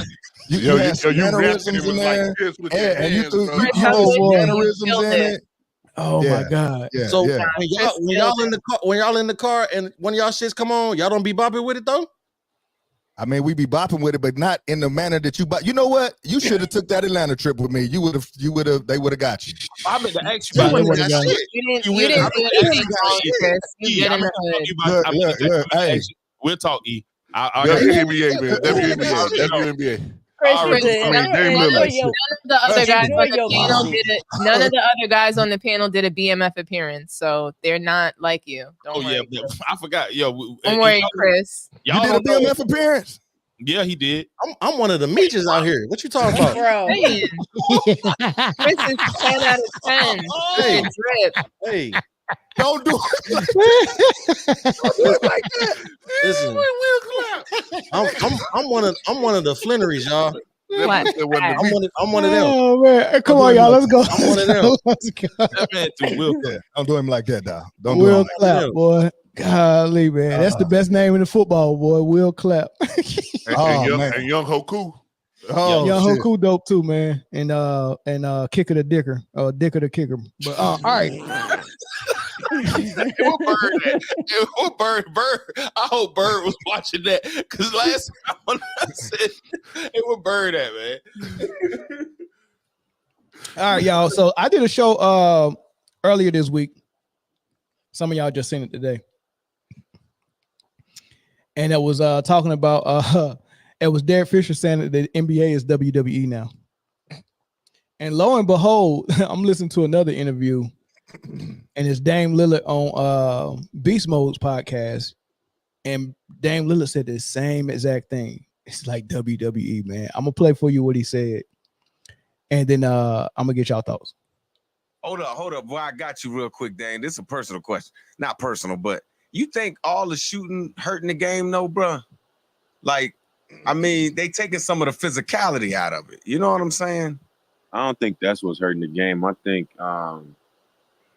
just money. Like they want the game to be faster. They want less stops in the game. You know, it's kind of catering to the viewer. So like, they want the game to be like this and entertaining. You know what I'm saying?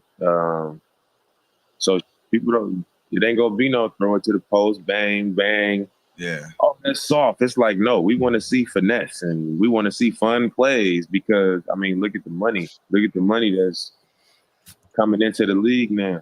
Yeah, that's because the entertainment and how many people got a hand in how it's going to go. Like, so I think that's like, I don't think I don't think the shooting is hurting the game. I think it's entertainment, man. Like look at the WWE, for example. Yeah. And I'm not comparing them. I'm just saying, like, when I grew up watching wrestling, I thought these lived in the woods, like they said.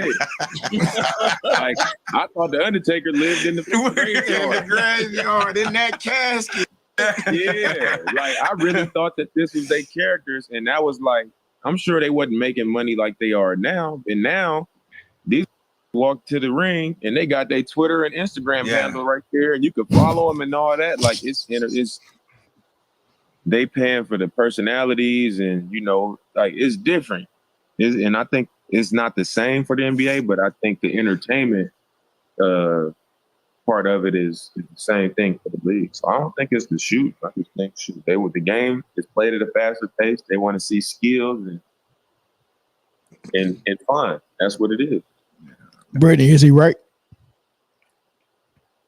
Yes, I kind of relate it in a different way though. Some of y'all gonna kill me for saying this, but I think it's relatable because I see fake toughness and high level of flopping, in my opinion. And I think that's what's hurting the daggone league as well. They are paying for personalities. So that's all I'm gonna say. I don't want to say no more. Look, it's funny because I'm such a basketball person. Grew up playing basketball, love the game of basketball, and then half the time when I'm watching the game, I click it off. It's so frustrating and annoying to me because they don't have that same level of competition. They don't have that same level of hunger that I grew up watching. It's literally all about, how many followers I got on Instagram, how much money is in my contract and stuff like that. And don't get me wrong, you want to get paid for what you do. I'm all about, getting paid for what you earn. But let's be real, a lot of these guys don't even earn the money that they get paid playing on the court. I can name some big time examples, and they probably should be out the league right now. I.e., Mel, you might kill me for this, Ben Simmons. So yeah, I do agree with it. I agree with a lot of it. Praise God. Boy, Damn. y'all and let Ben Simmons live, boy. Been like Ricky from Boys in the Hood. You're right. Did you not hear what he just said in his own interview recently? I did. People forgot I was good. Like you I ain't mean, do they did. nothing. What you No mean lies people detected. forgot you was good? No lies detected. He was good, and people did He forget. was a dog before that injury plus Doc Rivers situation got mishandled.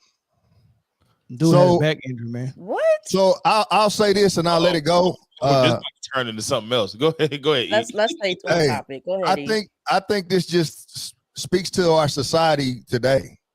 Our society is about how many followers you got. A lot of these companies won't even pay you right if you ain't got a certain amount of followers and clicks and likes. So we know. I think that just speaks to society. When you getting millions of dollars fresh out of college and stuff like that, I don't think it's not the same hunger. I think it's a different level of competitiveness that we seen back in the day, not what it is today. Now it's more about entertaining, getting more fans to fill the seats, more people watching, more people liking. People want to know about your personal life now. It's more than just you playing the game. Yeah, that's sad. You do it like this, right? So, and I can relate to the WWE reference because growing up watching WWE as a kid, I thought the same thing. I thought when Undertaker got lit on fire in that coffin, I was like, he just died. They just murdered a man on live TV. You know what I'm saying? And then you get older, you realize, that it is scripted, and then like they work these things out. The bumps are real. The physicality of it is real. Like they take those hits on the mat on the side for real. So that's the same thing. It was like in the NBA, they're physical for real, but it's still entertainment. But the thing about it is the WWE still sells out arenas. They still sell out pay-per-view events, right? WrestleMania still ends up seating 50, 60, 70,000 people, right? And people know it's scripted, but it's still something that they like to watch. So I think Adam Silver in the league has found a formula. It was like, hey, we can still put out something as we're still staying in the realm of basketball, but I'm also now getting people to buy the tickets. I'm also now getting people to buy the jerseys. I'm catering to a market outside the States now. And so it's like, if you don't see anything wrong, like if you're still seeing progression, and it's all about the numbers, it's all about the money, right? If you're still seeing progression that way, you're not going to see a problem and realize, hey, I'm tainting the game. The integrity of the game is going down. You're not going to care about that, because the things that really matter to you, the numbers, the figures, that's still going up. You think that you're still putting out a good product. Correct. As Until we tell them otherwise. Facts. As the panel's wrestling expert, I'll say this. Mm-hmm. I won't speak on is it WWE. The answer is too simple. Yes, I will say two things. Number one, you have to remember that the bottom line is always the bottom line. Contracts are bigger than they've ever been because entertainment is more important than sports, and to the point where they don't even really refer to wrestling as wrestling anymore. Sports now it's called sports entertainment. I was just about to say that. That's right. So you got to remember that. And number two, what a dumb question to ask a shooter. Is shooting killing the game like that? That's a really bad question to ask a shooter. Yeah, that's a good point. But yeah. So there are theatrics in the NBA now. And in fact, every year they do the little comic book game where TNT or maybe it's TBS or whatever, they play the game, and when they hit a shot, like pow goes on, and it's really weird. Like they're trying whatever they do to win a new generation of fans that's not going to care about what the previous generation of fans has done. Now, if you watch wrestling for any length of time, like I have, wrestling in the 80s was geared to kids. They had like cartoon characters. There was like a garbage truck man. There was like just regular things. And then in the 90s, it was raw and edgier. It was catered to a group that was 18 to 35. And then after that, they went back to kind of kids, and now it's kind of going back towards a higher demographic. Learning to change your target audience, because your target audience is going to get older and older. So once you lose them, then you shoot for their kids, and then you know what I'm saying. So it's like the WWE in that. So where's the NBA at right now? And right now, the NBA doesn't care what you think about basketball. They want to know what the 7 and 8 year olds think about basketball, because you've already invested your money and your time, and you've got so much invested in it. Like so, in about 2017 to about 2020, wrestling was trash. But I've invested all of my life with wrestling, so I still couldn't turn away. Exactly. You get what I'm saying? So right now, no matter what they do, they're not going to lose you. You couldn't get it nowhere else. Yeah, no matter what they do right now, they're not going to lose you. Now, if Right. another league popped up that sparked your interest, they come back to the game of basketball. Yeah, exactly. Like These the right here are WNBA. all I think unfortunately, the WNBA is part of the NBA, but I think that's the other league that's showing pure basketball that could steal us away from the NBA. After I watched a season of the WNBA and then watched the preseason I watched the Lakers Suns game. It was so different. Horrible. It's so different. It was horrible. Right. And I love what I was seeing with the WNBA. Guess what? You're not watching the NBA for NBA anymore. You're not watching the NBA for basketball anymore. You're watching the NBA for the characters. So your Stone Cold Steve Austin is LeBron. Your Rock is Kevin Durant. Your Shawn Michaels is Giannis. You get what I'm saying? I'm glad you said mankind is Draymond Green. You just segued me, Jay. But before I get to that segue, LeBron James Legacy Podcast, you're blocked. Don't come over here trying to insult the ladies on the panel. Moderators. What I say? Moderators. What did I say? Moderators. Ripping. We're gonna have to analyze these wrenches. Yeah, we got to get some new wrenches out here. But Jay, after I play this, I want Dominique and Zoe and Eric and Britne to speak on this. This is something that I don't know if y'all heard, but this was from the 2016 ESPYs. Why did they go get a guy from the redheaded stepchild of sport and entertainment? Why did ESPN get a host from the WWE? I mean, it's rigged. Did I just spoil the surprise for some of the people? It's scripted entertainment. What we do is fake, right? So I know what you're thinking. Me hosting the ESPYs, that's crazy. Or is it genius. It's time to take a look at yourself, sports, and realize that you're more like the WWE than you have ever imagined. I'm going to start with the NBA.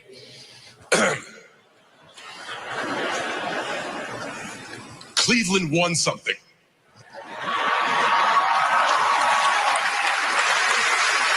That's actually impossible. There is no way that wasn't scripted. Especially when you look at the whole story. Okay, LeBron. You used to be a good guy, and then you turned into a bad guy, and now you're a good guy again? And you left the NBA hanging. What are they going to do when they don't have a bad guy? Exactly what we do. They're going to make a new one. As they show Kevin Durant on screen. Mm-hmm.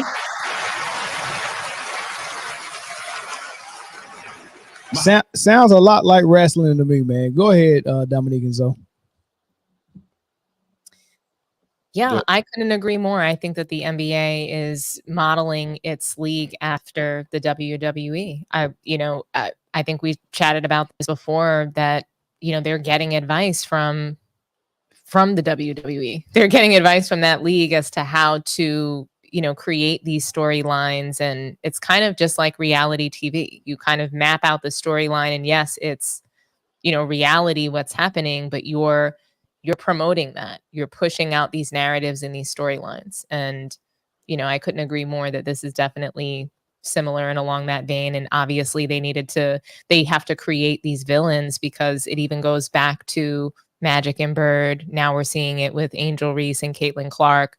They need these kinds of storylines in order to, have these big moments of sort of like a cash injection, right? If you go ahead and push out this narrative or this storyline, you're going to have a huge wave, a huge surge of new followers, new fans, new people that are helping you to grow your sport. And the ratings for the NBA are so low that they're desperate to figure out how to increase them. They're losing to the women. They're losing to women's college basketball. That's a big problem. Sheesh. So when that's happening, when you see in 1998, the NBA finals were 30 million people watching, and 2020 NBA finals with LeBron were 5. I think last year's were about 12 million.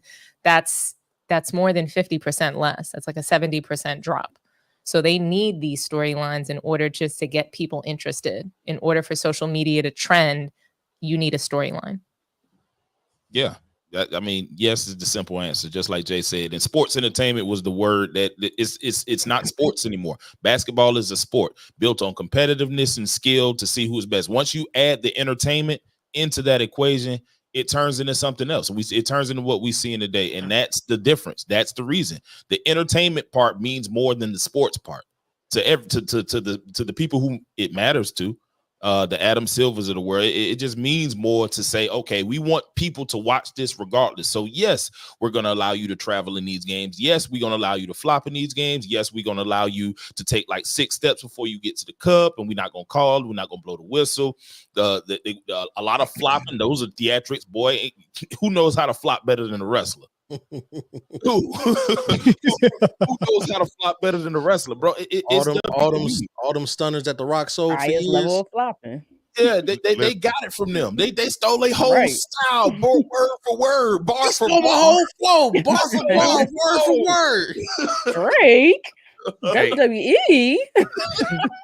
Jay, you're a wrestling fan. Is it true that it was scripted that Shawn Michaels was supposed to lose, but he won and pissed everybody off? Oh, yeah. So what happened there is Bret Hart was supposed to Bret Hart was supposed to lose. He didn't want to lose. So Vince told him, "Nah, man, we ain't gonna have you lose." The only people who knew that Bret Hart was gonna lose was Vince McMahon, Shawn Michaels, and Triple H. Yep. So they knew going in. So yeah, they screwed him.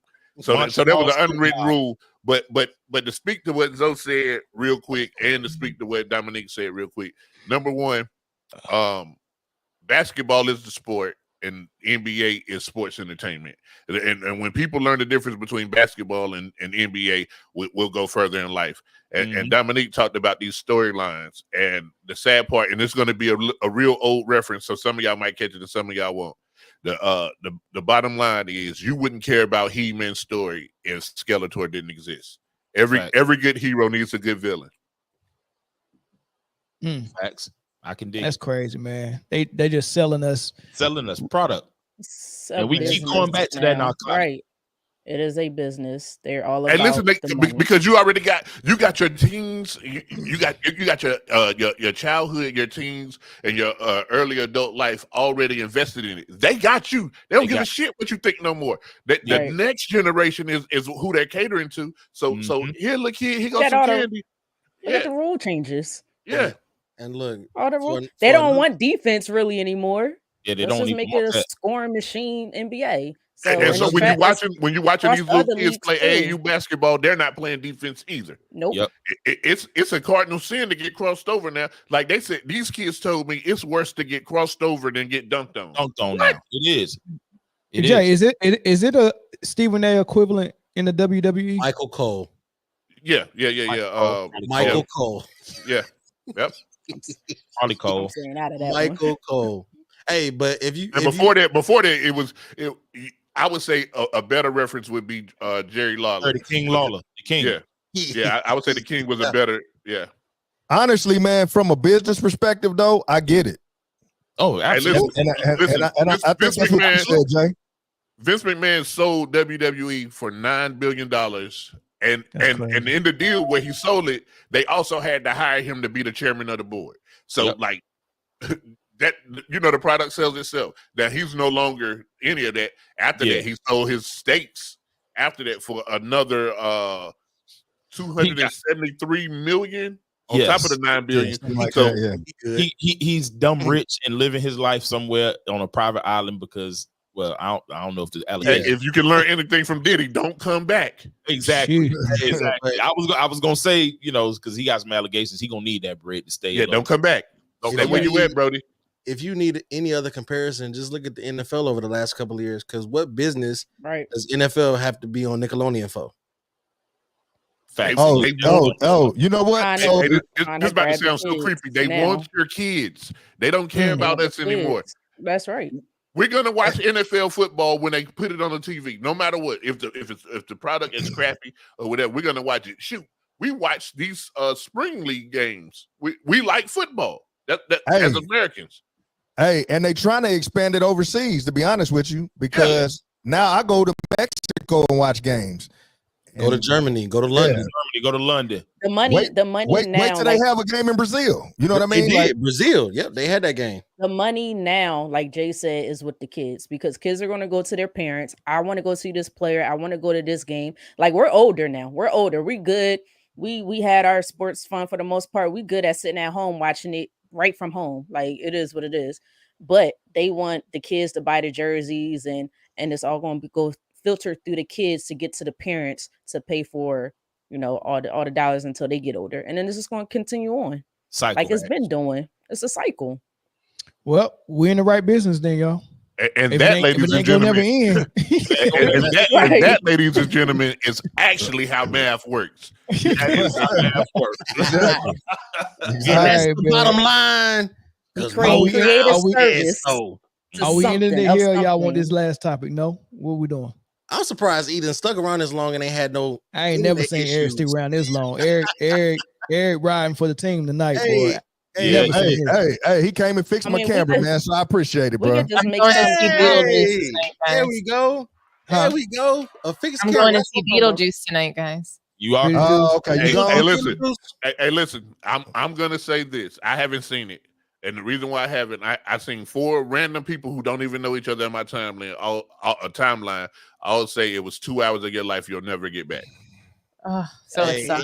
You know what? A lot of people have been saying that about Joker too as well. And I'm like, thank you for saving me because I was gonna go see it. Right. I'll wait till they stream it. Somebody on Facebook it'll be out in about 2 months. Somebody on Facebook said Joker 2 was shit from ass. We know you're not going to go see it by yourself. Go do your thing. I don't want to leave you guys. All right. How long is the topic gonna take? I guess 10 minutes. We ain't taking no phone calls. 10 minutes. Yeah, come on. Let's go. What'd you say, Britne? What'd you say? What I say? Wait, are we doing a post for this? Huh? No phone calls. No, I don't know who we're doing post game. It's up to Zoe. This is the post game. Yeah, it's post game. Yeah. We're going overtime, man. We appreciate y'all for showing up, but y'all gotta hit that like button, man, because I heard we ain't have enough likes in here, man. So y'all gotta hit that like button. We gotta do this last topic. Going. Yeah, everybody hit the like button so we do this last topic. So look, we gonna get into it. Give it a ringness, right? Long time ago, he said that we need baddies in the WNBA if we wanted to grow it, right? And a lot of people got on him about that. And if you can look at some of the things he said, look at the last paragraph. He said, people act like I said something that was sexist or rude. Straight men are attracted to women, right? More men are 80% of sports viewers, right?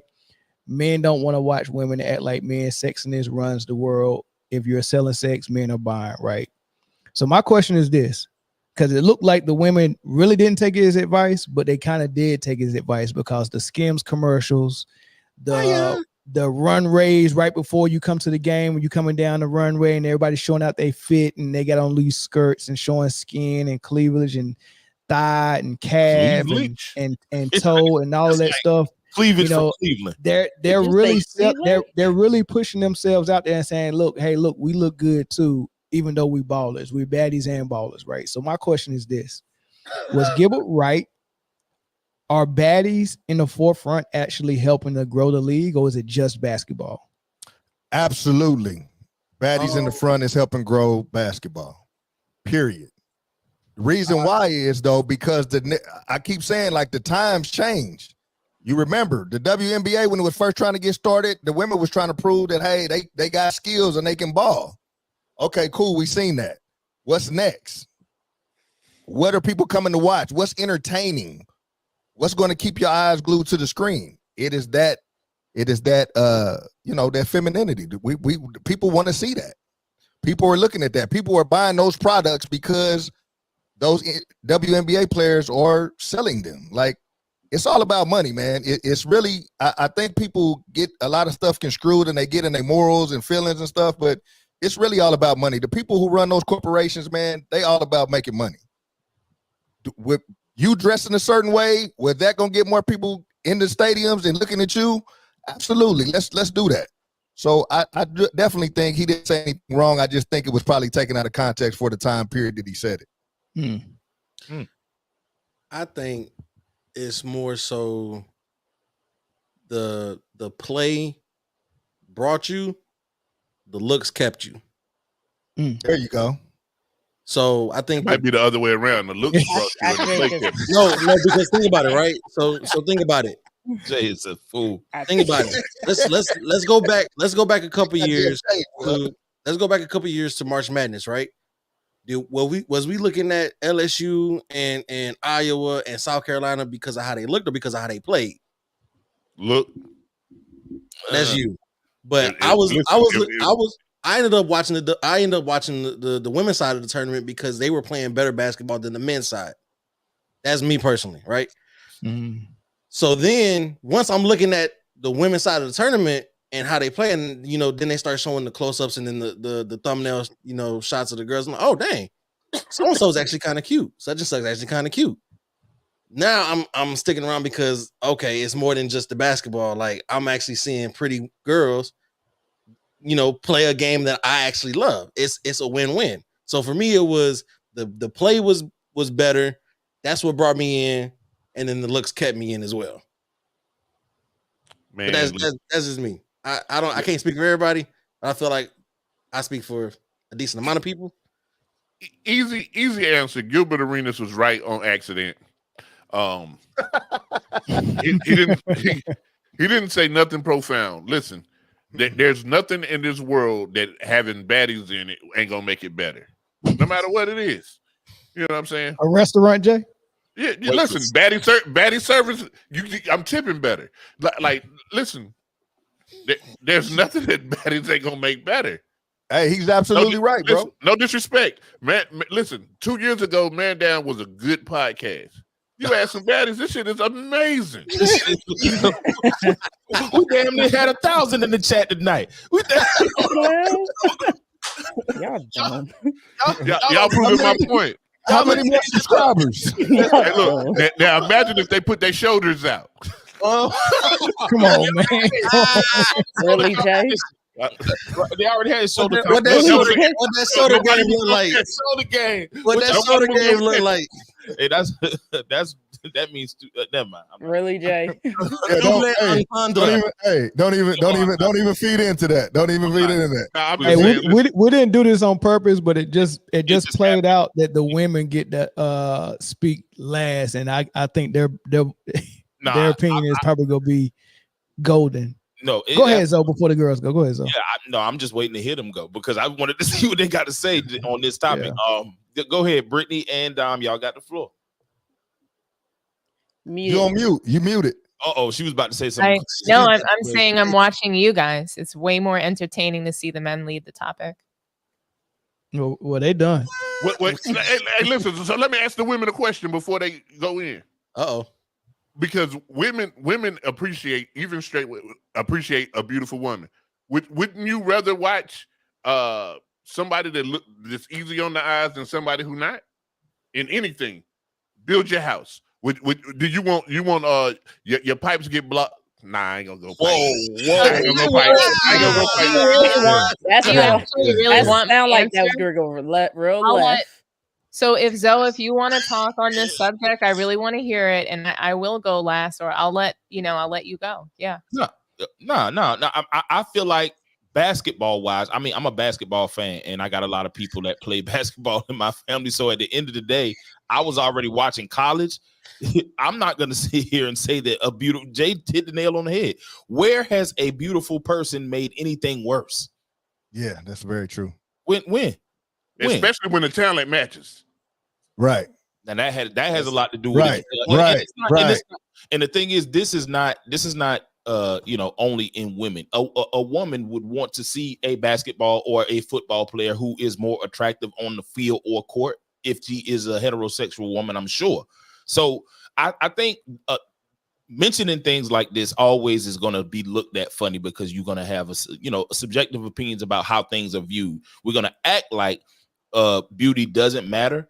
But it does. At the end of the day, if you're selling anything, how it looks matters. So at the end of the day, I'm not going to say it didn't have an effect, but it is not what drew me in. The basketball drew me in at the end of the day. So, but I'm not going to act like it don't matter either. Ladies, did you have anything, Britne? I mean, I think for me, look, I understand as I got older, I understand the difference between men and women. I think that was the biggest thing in my opinion. What the hell is so funny, Chris? Nah, that comment is crazy. It's like, and then you guys want to know why we don't talk. This is why. Go ahead. No, all I'm saying is that I recognize that men and women are different. I understand that if you're not a true basketball savant, right? Like you really study the game, really pay attention to the game, and you're just a regular dude out here, then yeah, odds are the physical attraction is what's going to attract you to the game, right? And we've heard it in the past. Candace Parker and Skylar Diggins, I forgot her new last name, but thank you, Skylar Diggins Smith. They're beautiful women, and attractive men have attracted men to the league because of that. Now, I do think it's the reverse, Chris. I think it's more of some men will be attracted to women, and that's what will cause them to watch the WNBA. But then I think they'll realize, okay, their play is that good. I'm gonna stick around. This league is good. This league is more physical than the NBA. I like this product. Some men can really appreciate that. Others, let's be real, they just might be, I'm trying not to be rude, but a misogynist type of man. Women can't play basketball. Like, all right, grow up. It's time to move on. But me, myself, I'm going to be attracted to a sport because I understand the game. I have played the game. That's what I'm going to be attracted to. But Zoe, you did make a valid point though, because I ain't going to lie. As a straight female, I do be watching football players in their in exactly. I do be watching. I ain't gonna lie to you. I'm not gonna lie. I think that's the whole point they was making. Right. We'll say this. Right. Yes, the majority of people will probably be looking at the physical versus the play. And I don't because of the play. I don't think nobody. Well, I don't think nobody on this panel is watching the game and not admiring someone can put the ball in the hole and not admiring that someone is actually playing defense and doing the game right. What you doing with this right now? No. You play For too real, much. I don't think nobody is actually looking at it like that. Like we enjoy the basketball, right? But right. But your average person. if the girl is attractive, it just takes it to a different level. I mean, I remember the first time I seen Michael Jordan play. I was very young.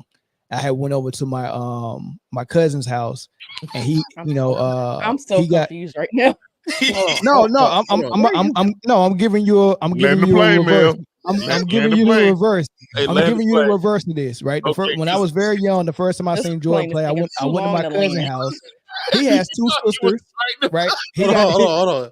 Go ahead, Mel. I gotta hear this. Oh, he had two sisters. Okay. He got two older sisters, right? And I had heard about Jordan a lot, but I never seen him play. I was too young to really watch games.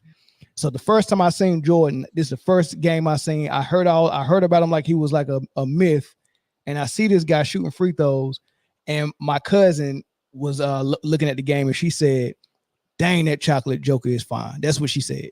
Right. She never played basketball a day in her life, but she was watching Jordan shooting free throws, sweating, chewing gum, and she loved it. Right. So females have done that before. They've came to the league for Allen Iverson when they seen him. They thought the cornrows was cool and the tattoos was cool. They came to the league for Kobe Bryant. It happens. Right. So, so for a dude that actually liked basketball and played it, to watch the WNBA and then see girls that look really good. Hey, it's cool. Mel, It's a plus. boy, you landed Yeah, that I mean, look, they created. That boy turned into Denzel Washington landing that. I'm not saying I like a lot of the things that people do to make money, but let's be real. Sex does sell. They created a daggone lingerie football league. I think it ended, but remember that league? I do. Yes. That attracted all types of men, right? It attracted all types of men. But exactly. I know. But hold on. That's the extreme though, Britt. We're not talking about selling sex. We're talking about just a girl that looks good. If we're being honest, my love for football, I couldn't watch that league because the football was bad. You get what I'm saying? Right. The football was bad. So I couldn't even watch. I mean, I will watch it. But I ain't looking for football. I was gonna say, man, like we need to get women on the gridiron too, man, because I will watch that. Just for the simple fact, I want to see women pass on pads. Wow. Hey, nah, listen. They had an all girl league here. Women's league. You do know that, right? It's it flag football though? Nah, it's regular football. Oh, straight pads? Because lingerie had pads too, but I think that was gone. It's regular football. And it's some honestly, dogs out there. Like I would, there's some dogs. Hey, honestly, direct me to that. Point me to that direction because I've been looking for women football. I only know the Philadelphia team. I think it was called the Philadelphia Stars, but it's going to be the same league. So I didn't hear it. I didn't hear it until after I said it. Pass on down. Take that out. Pass on pads was wild. Move on. hey, but I will say this, and I agree with Britne on this that hey, it does sell. I mean. It's a bottom line number that's trying to be met there, and it does sell. So it is what it is. We all adults, so we know what it is. I think WNBA is in a perfect position. I think it's a win-win because you either draw the purists for the basketball play, and then they stay for the beauty, or you draw the people that's looking for the beauty, and then they get hooked on the basketball play. So it's exactly. So what we saying? Yes or no? Is being pretty helping or no? Yes. I don't think it's hurting.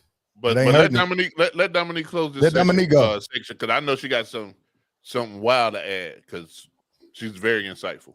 I don't know how wild it is. I just think that the conversation surrounding, women needing to be sexier or, the fact that, there's a spotlight on these beautiful women that are in the WNBA. I think that there were always beautiful women there. 1, 2, I think that people looking great. Okay, so do you want to talk, Mel? No, go ahead, Don. Everybody can have the floor. I don't want you to start. Go ahead. I didn't jump in and start talking. I opinion. It's just my opinion. So you had your time to state your opinion. Go ahead, Dominique.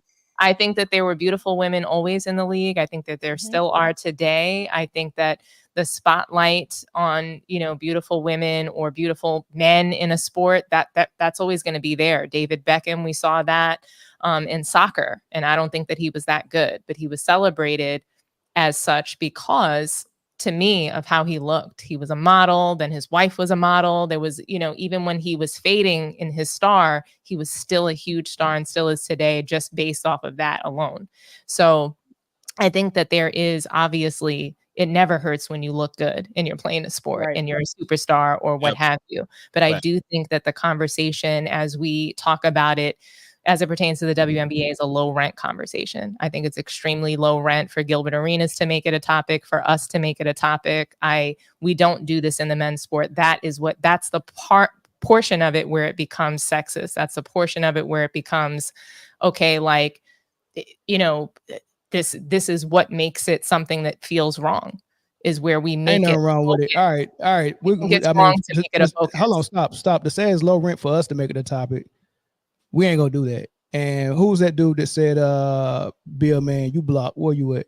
Go ahead and block him. We go ahead and shut this thing down. I mean, to say it's low rent, I mean, you're not even trying to understand what we're saying. No one is saying they need to be sexy or they need to sell sex. Nobody's saying that. I did just understood it, and I agree. No, with I mean, but that it sells. to say it's low rent.